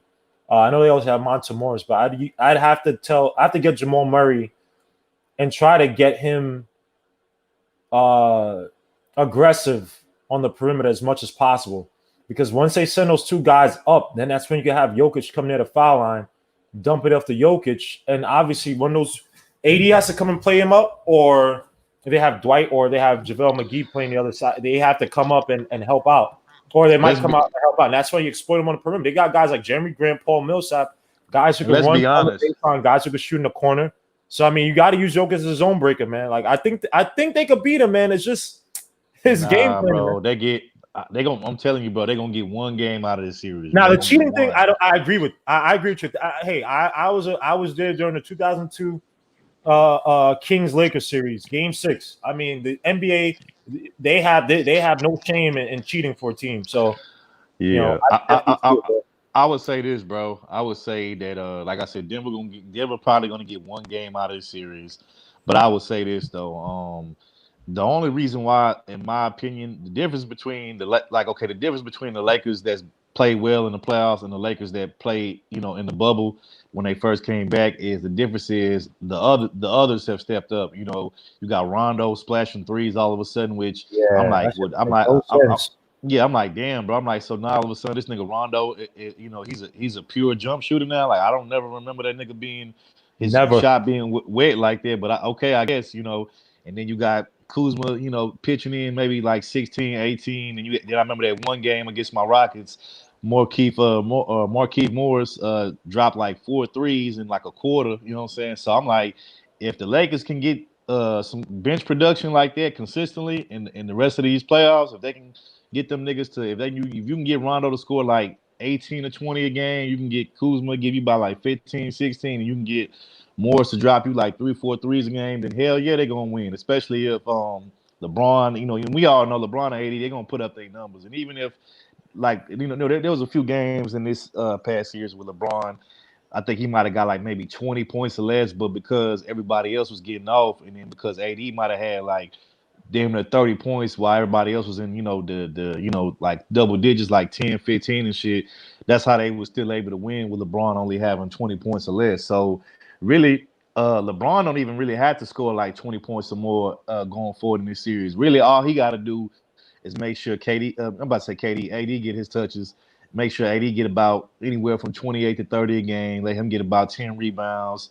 You know what I'm saying? Maybe you know, 4 or 5 assists. And if everybody else chip in, if like I said, if Rondo keep continuing to shoot the 3 ball like he been doing these last couple series, if he hot like that, and you get KCP to drop in a couple shots here and there, and you got Kyle Kuzma and Morris and all them niggas pitching in and doing what the hell. I remember that last series against my Rockets, man. You had fucking they had that nigga Alex Caruso looking like he was a baller. I'm like, man, Alex Caruso sorry as fuck, bro. I'm like, the only reason why this nigga look good.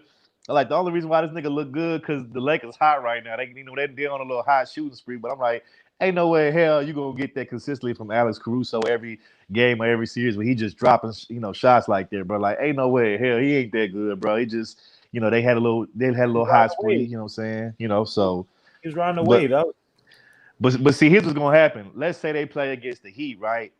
The Heat gonna put that defensive pressure on them. You know what I'm saying? They because the one thing I noticed about the Heat is they are very good at playing on-ball defense, and on top of that, they're real good at playing transitional defense. So all that open court, you know, fast breaks that the Lakers like to get on turnovers, Miami not gonna get it to them, and if they do get it, it's gonna be very few and far between. So my thing is, what's gonna happen when the Lakers got to play a half-court game with Miami, and you know, Miami's a half-court team. You know, they like to play, close, tight games. So one thing with Miami that I saw yesterday when they played the Celtics, and this is smart. This is why I think that outside of Denver Nuggets, Utah series, this Heat Celtics series, if you're a true basketball fan, which all you guys are, I think I think this is the best series that I'm watching outside of Utah, because I'm watching a chess match between these two, and I called it after game 2. I said the Celtics need to go to Jaylen Brown because the Heat cannot stop him driving to the basket.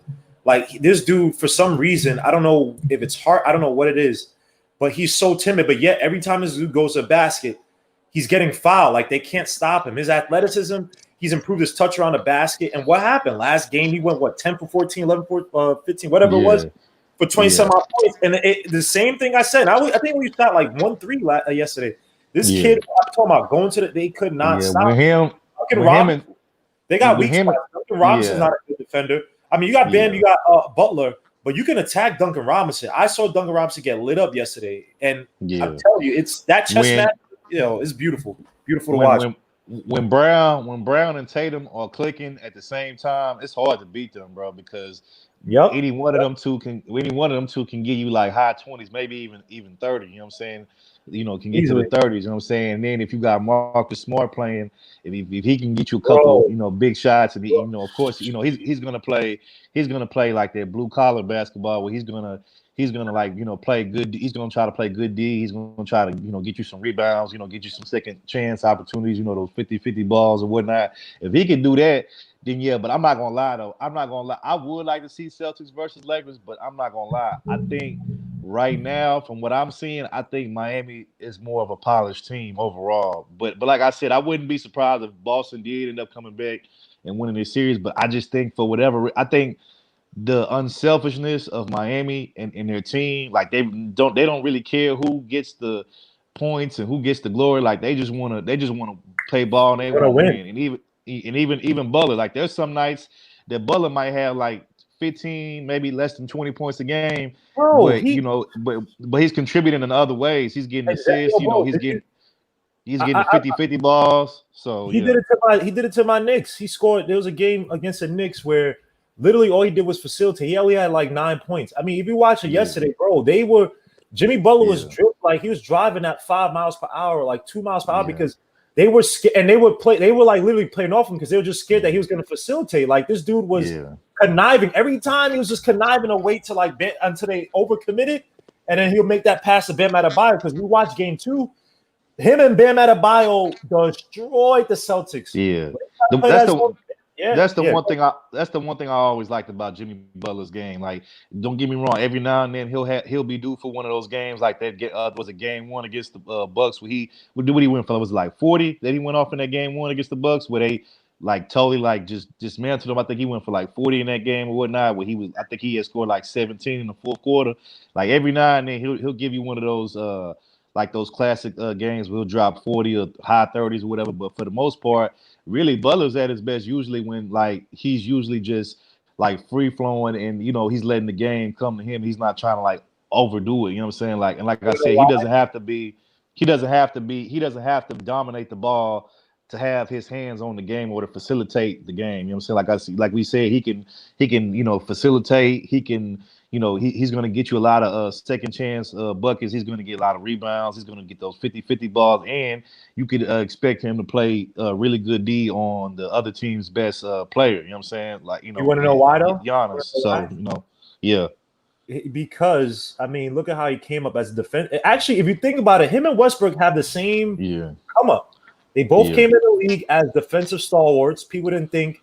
Well, let me not say because Tibbs believed in Butler, but everybody else. Well, you know why he's so good at defense, though, right? He's good because a lot of people don't realize it, but him and D Wade both went to the same college, Marquette, and Marquette. Their players are known for being really great defenders. You know what I'm saying? They're really good on-ball defenders. Like if you look at D Wade early in his career, he was a really good all-ball defender. That's why he was getting so many steals and shit. You know what I'm saying? Mm-hmm. So why is it? Let's talk about this then. It has to come down to coaching as to why Westbrook and Butler, even though they have similar origins in terms of how they got to the league, but they both diverge. Like Westbrook, they're both they're the antithesis of each other. Like Butler's still athletic, but he's not. I'll choose Butler over Westbrook any day. Oh, any day. Any day of effing week. Like, you kidding me? But Butler gets the game on a higher level. And he wants to get on a high. He don't care about it. This is what I love about Butler. I said, sorry, Westbrook. I meant Butler. Butler understand, like he wants to win. That team, he don't care about the stats. He should have had that. See, this is the difference between the Wolves and the Heat. The Wolves had an organization that's in disarray, but they had talented players, right? Mm-hmm. The Heat are a team that they had the front office and the ownership were all in unison with each other, and they got somebody that mirrored that vision in Butler. And so he's basically the owner, the GM, the coach on the floor playing with these guys. And they were like, hey, we riding with this. We're going to ride. Hey, there's a hierarchy. Because remember, James Johnson got in trouble for being overweight on the Heat. So there's a law and order, right? And it's beautiful to watch, man. I really hope Butler I noticed this too. Ever since Butler, like I would say this, Gordon Dragic has always been a pretty good, decent player. Oh, he's looking now that he has Jimmy Butler to take like a lot of that focus off of him. Now he can kind of just play freely in the open court. And bro, do his thing. You know what I'm saying? So did you see game 2, bro? Man. Oh my, man, I saw that shit. Great sex, and this is why I love. This is why I love about the Heat. He was splashing. They have 4 or 5 different looks they give you. Because remember, in the beginning of the game, they were feeding because they like to run that little screen and roll, but it's more the shot off with Duncan Robinson and Bam, and they were doing that in the first half. Then when they switched, the Celtics kind of adjusted. Then they started to go to Bam on the pick and roll, and then Dragic took over 1-on-1 in game 2. Hey, let's not forget the unsung hero of the Heat. That dude was it Tyler Hero. He make big shots too. Tyler Hero, when they need a big Kendrick shot. Nunn is not even doing anything, bro. That's great. Yo, Kendrick Nunn is not even doing shit. Yeah, man. I would say this, bro. The Heat definitely have the potential to win the title this year and upset the Lakers, because that's probably who's going to be, especially because, like I said, number one, they play as a team. They don't have no ego. Everybody just wants to play their role and ball out and play the right way. So they have the potential. The question is the high streak that they've been on, where everybody's been making shots, everybody's been playing their part. Can they keep doing it all the way into the finals? You know what I'm saying? And Especially when they play against somebody like the Lakers. You saw what happened yesterday. Tyler Hero went like 4 for 12 from 3-point line. Like they. Well, I mean, you kind of. Let's be honest though. You kind of expected them to be due for one. I mean, wasn't they record yesterday? Did they win like? Weren't they like 10-1 in the playoffs? Some shit.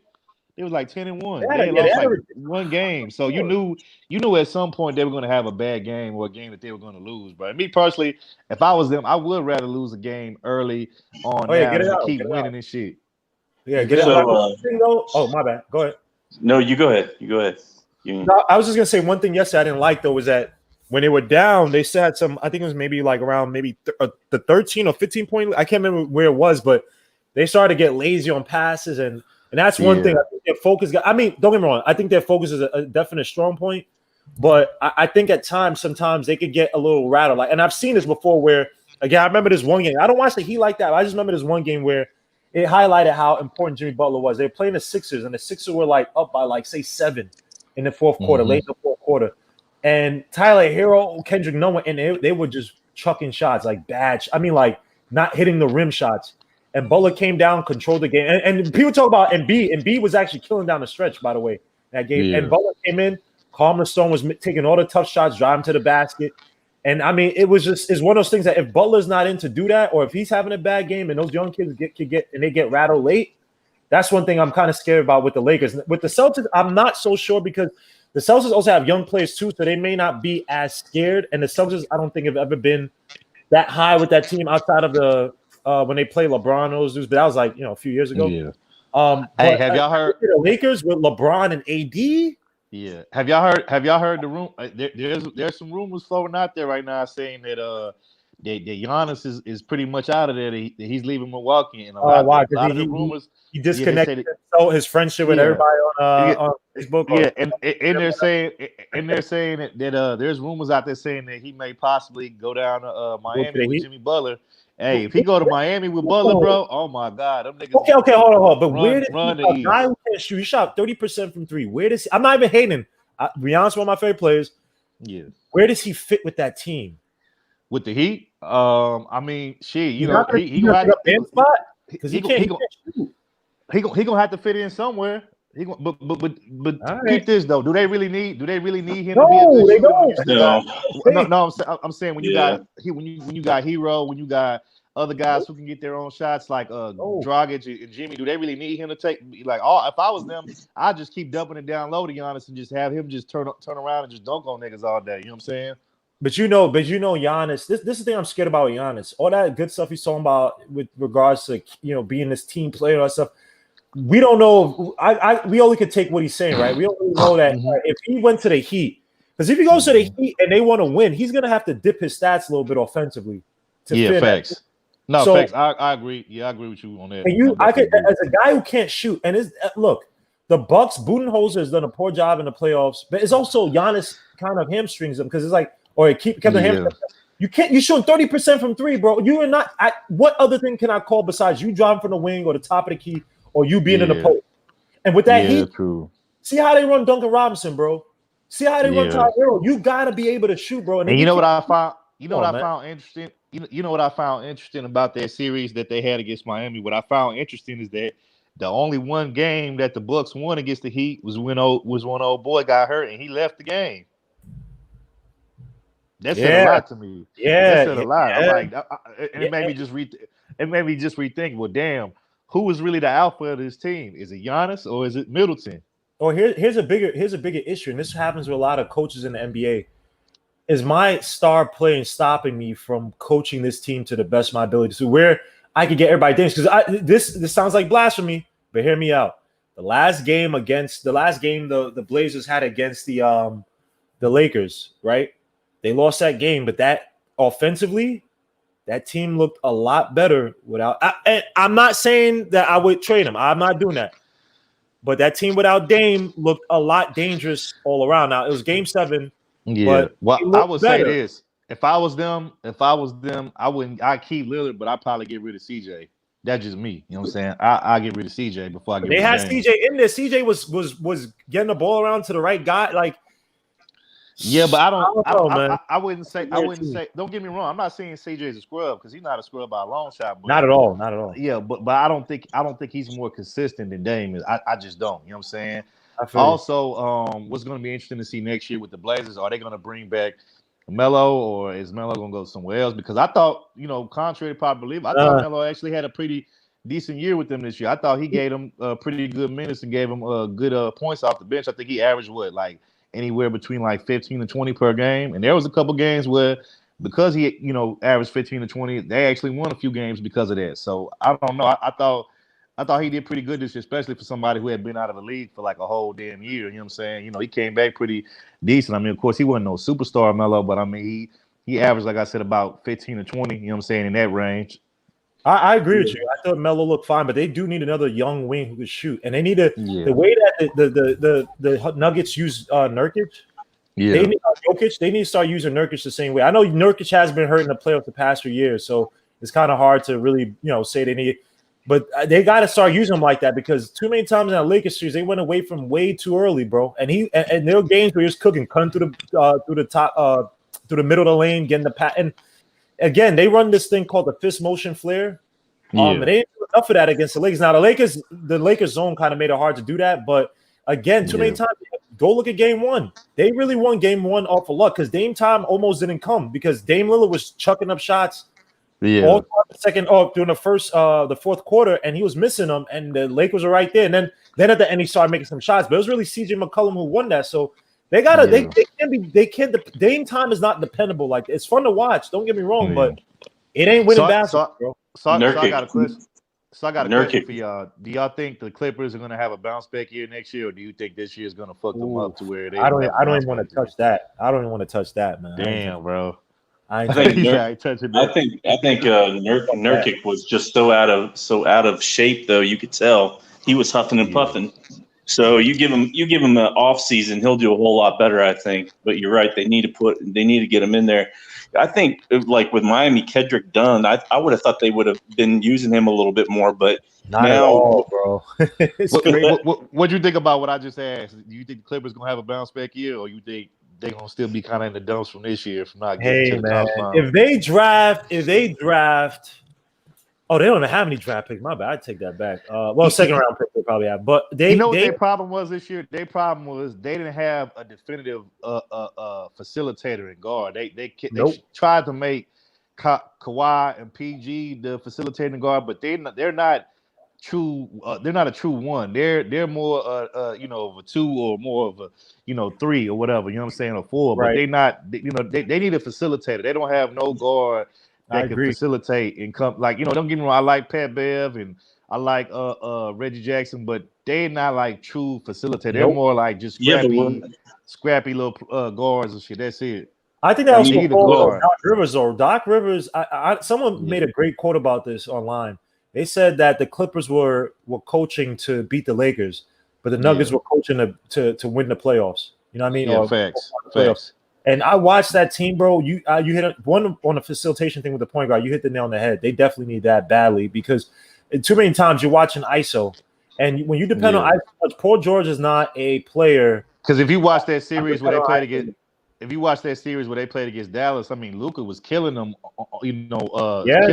just off of his play alone. You know what I'm saying? He was killing Red. I don't even understand why they tried to put Reggie Jackson on Luka. I'm like, man, Luka's gonna kill this motherfucker every time. And maybe you see he hit the game-winning shot for that one game in his face. I'm like, why the fuck did you even have Reggie Jackson on Luka in the first place? Like that shit didn't even make no sense at all. And mind you, Luka was on a bad ankle. Facts. He was on a bad ankle, torturing them. Hitting from three. He's a low. And don't get me wrong. I like Pat Bev. I like Pat Bev because he's a good on-ball defender for a guard. He's scrappy. He's gonna compete at a high level. But he's not gonna give you that much offensively. And like I said, he's not a facilitator. So we all said, they definitely need a facilitator, a playmaker because. And I'm not talking about somebody who can get their own shot. I'm saying that they need somebody that can get everybody else involved. Also, from what I've seen, it just seemed like this year they weren't really Like they was never really to me on the same page. Like they had a few games, like you saw a few games here and there, a few flashes of them being on the same page and like what they could be if they tapped into their full potential. But for the most part, like from watching them, for the most part, most of the season, they never really was like just all on one accord to me. It's kind of like everybody was playing their own game. But like they weren't really like unified as a team. So it's like I think this offseason, what they need to do, they need to, get in the gym, get practice with one another, get familiar with one another, and they need to find a way to like gel together as far as how they're gonna play. Because I think it was too much, like you said, too much ISO, too much individualistic ball. And when it came against a team like the Nuggets, which even though the Nuggets won that series, you still can't tell me that the Clippers won. I think the Clippers were the better team. The problem is I don't think they were the more united team. You know what I'm saying? So that's like, that's why I think they fell apart at. But yeah, I think if they can go back to the offseason, here's a tougher question. I think they'll be all right. I got a tougher question for you. Do you fire Doc Rivers? Ooh, man. See, here's the thing. Okay, look. You could go either way with this shit. You could say, yeah, because if you really look at Doc Rivers' history, this is the third time I think he's blown a 3-1 lead playoff series, right? Because he blew one with the Clippers when they were up on my Rockets one year. He blew a 3-1 lead when they had Chris Paul, Blake Griffin, Lob City, all of them. Then he blew another 3-1 lead. I think when he was coaching, was it Orlando with McGrady back in the day? And then I think he blew one this year with the Clippers against Denver. So you could just off of that, you could say, yeah, but then if you really think about it, what really other good coaching candidates are? I mean, you could say Mark Jackson, but I doubt he's going to ever get another job because when he spoke out against, the alternative lifestyle group, they kind of like banned his ass. And then, like, who else do you have? I mean, who else is really out? I mean, I've heard Phil Jackson name thrown in the mix, but I doubt he's going to come out of retirement, especially coaching the Clippers. I don't think he'll coach the Clippers, but who knows? I could be wrong, but like if they was to fire Doc, like who could you honestly say right now could step in his place? Like I said, I would like Mark Jackson, but like I said, I don't think they bringing him back as a coach ever because of what he said about the LGBTQ community or whatnot. But other than that, like who do you really have out there you could say, oh, that's my guy? Like, yeah, we could bring him in and he could take over. Like I don't know nobody right now. Unless y'all know somebody, I'm not sure. You know what I'm saying? So that's like the biggest problem. Like, yeah, you could get rid of Doc, but who's gonna fill those shoes? You know what I'm saying? Like, who's gonna? I mean, yeah, it's. I think name wise, it's gonna be tough. I mean, there are some guys that maybe you could. Well, one thing with Mark Jackson, I know coaching wise, he's gonna do it to a fault, which it might not work for that team.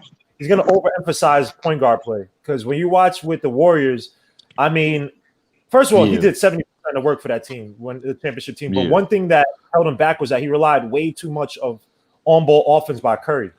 You know what I mean? He relied way too much on it. And it's just a different the one thing about that Mark Jackson doesn't get enough credit for, besides actually building that team that Steve Kerr inherited that ended up winning that following year. But beside that, the one thing I think Mark Jackson doesn't get enough credit for is he actually believed in Steph and Clay when nobody else really believed in them, because everybody else thought that they would just be decent players, but nobody thought they were going to be as great as they were. But he actually believed in Steph and Clay. Like he actually thought, I think he said that he knew like that they could possibly be two of the greatest lethal threats and shooters of all time. Like he said, he saw it in them, but at the time, I guess they didn't see it in themselves at the time or whatever. And nobody else did neither at the time. You know what I'm saying? Yeah, he gets no credit for that. I mean, it's crazy how people forget. Now, I understand the whole.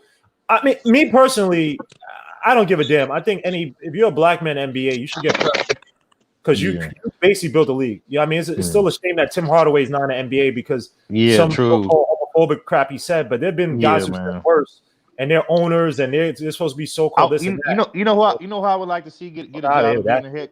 You know who I would like to see get a job at the head coaching position, but right now he's actually assistant coach, and he's assistant coach for the Clippers. I would like to see Sam Cassell get a shot at it. You know what about Jerry Stackhouse? Jerry Stackhouse won. You got Stackhouse. Like you said, it's a few good people out there, but it's not, like you said, it's not too many big names that you can really think of that like household guy names and shit. So it'll be interesting. From what I'm hearing, my Rockets aren't bringing back Mike D'Antoni, which thank God for that because I can't stand his ass. Well, no, hold on. Don't try like you dumped him. He dumped you guys on the plane. Hey, man, I don't give a fuck, nigga. Dump us, nigga. We don't want your ass no more, cause nigga, all you do is produce great regular seasons and maybe a first round, second round, playoff series, and that's it. But you don't produce nothing tangible, no chips. So it's like, but hold up, bro. Yeah. Can we blame some of this on Harden though? Can we blame? No. Look, bro. Let me say this. Yes, I'm a Rockets fan, but I'm gonna be honest with you. I cheer for Harden because he's a Rocket, but I'm gonna be real. Harden drives me fucking insane, bro. I can't stand, bro. All that over dribbling, bro. I can't stand that shit, bro. Like, bro, if you watch the Rockets play, you notice like when Harden's actually facilitating and moving the ball, and we moving the ball from side to side, and niggas is getting open shots, we're actually a pretty good team. But when the nigga get the fucking dribble to the goddamn shot clock goes down. That's when we start fucking up. That's when we start making bad plays. That's when we start jacking up ridiculous shots. And then next thing you know, it's turnovers. And then teams on the team on the other end, they're scoring off our turnovers. So I hate that shit. Like Harden has to realize, like, look, I get it. You that nigga on the team, you could score damn near 40, 50 every game if you wanted to. But at some point, bro, you have to facilitate the ball to everybody else, because when Harden's the only nigga on the court that has it going on, but everybody else is cold, we usually don't win like that, bro. We usually when we win is when Harden gets like if Harden, like these are the games that we usually win when Harden has a 30, 33, maybe 35 point game with 10, 12 assists and maybe like 3-4 steals, you know what I'm saying? Some shit like that, and maybe like a couple rebounds. Those are usually the games that we win when Harden has a game like that. But if Harden has like 40, 50 points, but everybody else is cold as fuck from the field, they can't hit a shot, we usually get blown the fuck out. You know what I'm saying? So it's like Harden has to realize, bro, like you have to play a balanced game, bro. You can't be the only nigga splashing on the court, but everybody else is cold because they ain't getting a touch on the ball. You know what I'm saying? Because let's keep it real. Harden and Westbrook and maybe Eric Gordon are the only guy, and maybe Daniel House to a degree. Those are the only 4 guys that can get their own shots whenever they want to. Everybody else has to go off of rhythm. You know what I'm saying? Let me ask you real quick on Daniel House. How do you feel about Daniel? Because that last game, man, that nigga, dog. My bad. I'm confused with the other dude. My bad. But Daniel House, though, how do you guys feel about him? Man, I wanted to fucking crack his guy, bro. So you risked that shit over a bitch, bro. You heard the story, right? He fucking snuck in a bitch or whatever to the damn bubble, and they busted his ass, got his ass out. No, but she was testing people, so she was just as immature. She was a piece of shit as well too, because she's supposed to be testing. But bro, you can't fuck these bitches when you get out the damn bubble, bro. Like, god damn, bro. Like, come on, bro. Like, man. Oh shit. And they even got NBA players right now that's in the bubble. They got their wives or their baby mamas in there with them. You know what I'm saying? So it's like if you couldn't have your little, it's like if you couldn't have your side piece with you, at least you could have brought your baby mama or your wife in there. At least you would have had something to fuck on. But it's like you trying to sneak in these bitches knowing damn well they ain't trying to let nobody come in like that. Come on, bro. Like, what the fuck is you doing, bro? I'm sorry, man. That is the funniest. Niggas. And then I remember just when the bubble just started, the playoffs stuff. Remember you had the lemon pepper Lou scandal, the fucking Lou went to go to the strip club and lemon pepper wings, lemon pepper Lou and shit. You know what I'm saying? Like, god damn, bro. That's what I seen a story that said that he got that nickname trademark, that lemon pepper Lou. They say he got a trademark. I'm like, man, y'all niggas are silly, bro. Yo, Lou, I just saw that 58-yard field goal, man. It's crazy. Bro, Chiefs win. Bro, that was a crazy win, but I gotta give it a Chargers. Show some. Hey, I don't know if they got on defense like that, but they got that. Well, that one dude is injured. The safety dude, I can't remember his name. Hey, who y'all got tonight with the Seahawks in the pass? I got the Seahawks. I got the Seahawks too. Yeah, I got the Seahawks, but I didn't start Russell Westbrook in one of my fantasies, man, because I just got. You mean Wilson? You mean Wilson? Yeah. You said Westbrook. Yeah. I'm sorry, my bad. Yeah, Wilson. Yeah, Russ Wilson, bro. Rodgers, who didn't have that great of a game. I thought he was gonna have a better game against Detroit. Yeah. Well, a question. I'm gonna wrap this bad boy up in 13 minutes, boy. So enjoy it. Okay. Question. Fuck the Dolphins for not keeping Adam Gase. I hate this motherfucker with a passion. Fuck Adam Gase. Fuck the Dolphins for not keeping him for one more year. Fuck the Dolphins for giving him the job in the first place. Adam Gase is all a fucking it's the Miami Seahawks. A fucking I fucking hate Adam Gase with a. This motherfucker thinks horizontal football, passing it from east to west, is gonna win you fucking games in the NFL. You don't see him. Darnold can't call audibles. You know he can't call.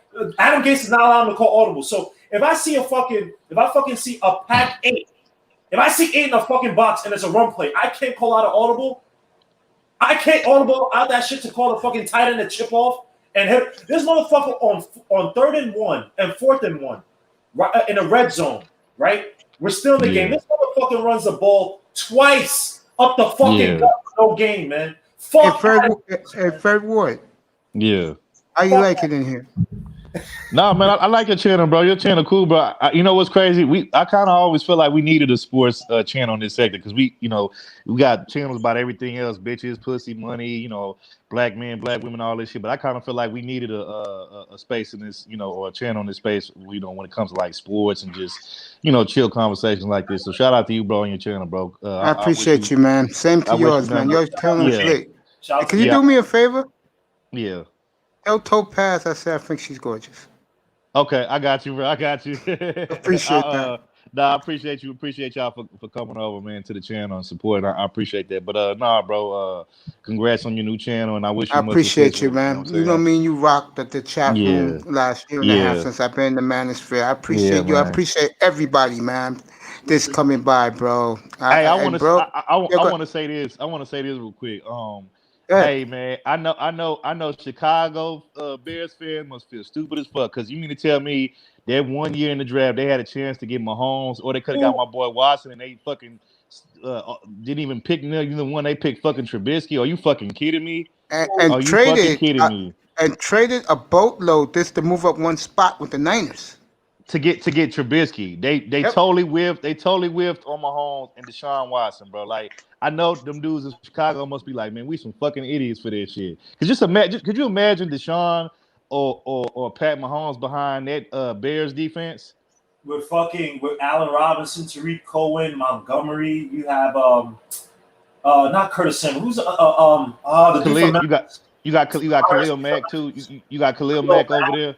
Yeah, like just imagine if Deshaun or Mahomes was their quarterback over there, man. They probably win their division damn near like every year.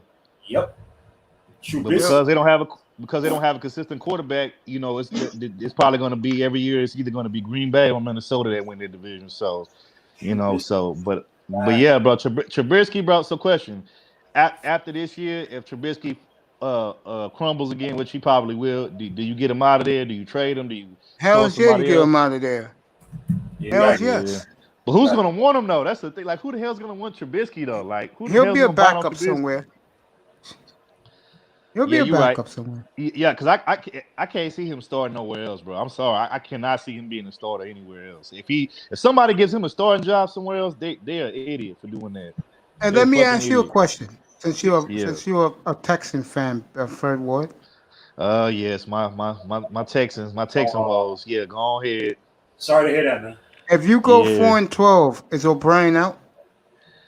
Bro, I've been saying for the last 5 years he need to be gone, and this is when we was winning our division every year and going to the playoffs. So I've been saying I don't want Bill O'Brien in no more. Like I said, the only thing that saved his ass is the fact that we the last 5 years, I think we won our division like 4 out of the last 5 years. That's the only thing that has actually saved and solidified his job, and also getting Deshaun too. But outside of that, yeah, bro, I think Bill O'Brien needs to go out. He should have been gone 4 or 5 years ago. But like I said, what a game next Monday night. After he just traded, what's the name? He's not. Yeah, come on, bro. Bro. So you mean to tell me we're gonna give away probably the best receiver? I always said this. To me, D Hop has been the best receiver in the league for like probably a long time, because if you really look at his career, he's had a carousel of different quarterbacks from Matt Schaub to Ryan Mallett, Ryan Fitzpatrick, Brock Osweiler, and then the last couple years he had Deshaun, which is probably the best quarterback he's ever had. So in each of those quarterbacks that I just named, I named about 5 different quarterbacks. Each season he's averaged about 1,000 to 1,200, receiving yards and all that kind of stuff with all those different quarterbacks. I don't know too many wide receivers who can have 5 different quarterbacks within a time span like that and have those kind of numbers. So to me, D Hop has probably been either the best or definitely top 3 wide receiver for like the last maybe 5, 6, 7 years. You know what I'm saying? And the No, you fact that we got gave John him Jones, away, what's up, bro? No, you the got fact Yeah. that we, That's the fact that Fitzgerald. the fact that we gave him away for fucking David Johnson, like, are you fucking kidding me, bro? Yo, I'm about to do final thoughts right now. 'Cause I'm getting ready to see my Seahawks take on the. All right, bro, it's cool. I Yo, appreciate it. Fred I'm gonna have to Ward, Fred start. Ward, Yep, bro. I'm Fred gonna Ward, start coming through more, bro. please do. Fred Ward, final thoughts of today's NFL. Okay, so far, a few of my picks is came out right. I called the Arizona game. I picked them to win again, just like I picked them last week. They look good, bro. You know, they looking good. Like I said, I'm picking them to get a wild card spot. You know what I'm saying? Of course, I'm not surprised my Texas lost. I mean, we suck outside of Deshaun. We really don't have nothing really that's a glimmer of hope for us. I'm picking the Seahawks tonight, and I am you too. know, also I picked the Bucks to beat the Panthers, which they did. So you know what I'm saying. But yeah, it'll be interesting to see. I think next week, don't you got I think next week, I think isn't it Seahawks and the Cowboys next week? That's right. That's the late Yeah, game here in man. New York next Sunday, 4:30. Yeah, And I got the Seahawks because my thing is if the Cowboys only beat Atlanta by 1 point, which we all know Atlanta really ain't shit choked as outside of always. Julio. Yeah, they choke as always. So if they only beat Atlanta by 1 point, then I doubt they're gonna beat Seattle because Seattle's a very disciplined team. So I think Seattle's gonna win that game probably pretty easily. But I agree with. but I yeah, think it'll be a tough game, but I think that did a lot for the Cowboys' confidence today, winning like that. Hey, real quick, this will be my last thing.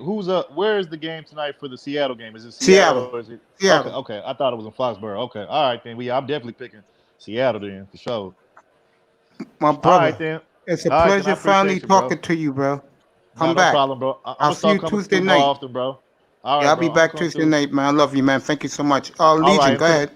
To the other Yeah, two guys, man, I appreciate chopping it up with y'all, man. Appreciate you, Legion. We And who's the other appreciate guy? you Who's the other guy besides Legion with the Kobe and Jordan pick? big time. Big time. That's his Okay, name, you know, big time. yeah, big time. Salute to you, big time. I'll catch y'all later, man. Peace. Peace. Legion, go ahead, bro. Yeah, just another terrible week in football for me. I didn't do any pickups this week. My fantasy, I still got a bunch of players. I got Carson, I got Russell Wilson that still have to play.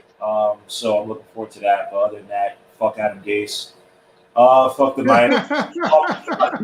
He's the worst coach. We have the worst ownership. It's depressing, man. You know, watching a guy like Sam Darnold, who I think is a talented quarterback that needs, to be taught, he needs coaching. He's never going to get that. So salute to all the teams out there that put weapons and good coaching around their quarterbacks because, and don't come to the Jets. Fuck the Jets for what we do. But, man, make sure you be having shows for like 4 or 5 hours, man. You're a psycho. I don't know how you do it. But thanks for having me on. I love what I do, bro. I love sports. I know what I'm talking about, and I just run with it. Yo, you have a good night. I'll see you. Come up at 5 o'clock tomorrow for the pregame show, bro. Do that. Got you. That's easy. I got you. I love you, man. Get the platform. Paul G, go Cowboys. I love you. Iman Perry, I love you. I got the Patriots. Mr. Miami, you are awesome as always. Darth Low IQ, love you. Let me see who else is in here. While I'm doing that, go ahead, big time. Final words. I'll see you tomorrow here at 5 o'clock Eastern time. I think Seattle's going to win tonight for sure. My fantasy is doing horrible with Barkley out right now. He's done, bro. Yeah, he's done. So in the N.F.L, man, all these injuries, I think it's definitely hurting because of training camp and not having all the practice that they need. You're going to see tons more within the season. So it's going to be difficult to see, how these teams are going to do. So just to lay one down on the line, if somehow, Miami and the Lakers end up winning and going to the championship and Miami beats the Lakers, where does that leave LeBron James' legacy? A big time loser. Star Scream Dagger 81. Thank you for coming. My boy, my love, my main man, Evan Duncan. Thank you, my brother, for coming. Let me see who else. Laro, I love you, bro. He left already. He's good. He's upset. I cost him some dollars this week, and I love him. Let me see who else. Darth, of course. Sir Tice was in here. I didn't even know. Oh shit. Sorry, Sir Tice, bro. I was out, bro. I apologize, my nigga. I apologize, bro. I was in the room. I didn't know, man. damn, I hate when guys come through and I wasn't in the room. Someone should have told them I wasn't in the room, bro. I left for a while. I watched the end of the Charger game. Damn. I owe him one. Well, I'm going to give him next Saturday night, so I'll make it up to him Saturday for fight night. Jerome Whiteside, bro. Thank you for coming, bro. All these guys, man. I appreciate all your support. Tice, well, he's getting Saturday night, like I said before. He'll live, bro. He'll live, man. Mr. Miami, I love you. He said, much love and respect, brothers. Mace, War Master, Dusty, brothers in chat. Yeah, that was last night, bro. Dusty been left, man. He has a beautiful girl and his kid to take care of. Anyway, Mr. Miami, get your mic, $24.99 from what you call it? From Amazon. You can come up here and spend the whole day with us. Big time. Thank you, buddy. It's popped out. You know what I say? It was a okay NFL Sunday, nothing so special. But from myself, the Black Manosphere TV network, I want to say, and Sports Network, I want to say, no sex, no drugs, no women, no partying, no clubbing. Good night from the Oasis. Go Seahawks. Or as Russell Wilson will say, go Hawks. Love you all. Tomorrow, 5 o'clock Eastern, be back for the pregame show. Raiders and Saints. And Dusty will be my special guest with his beautiful lady. I love you guys. Thank you for coming, Sean Jones. I love you too. Good night from the Oasis. I love you.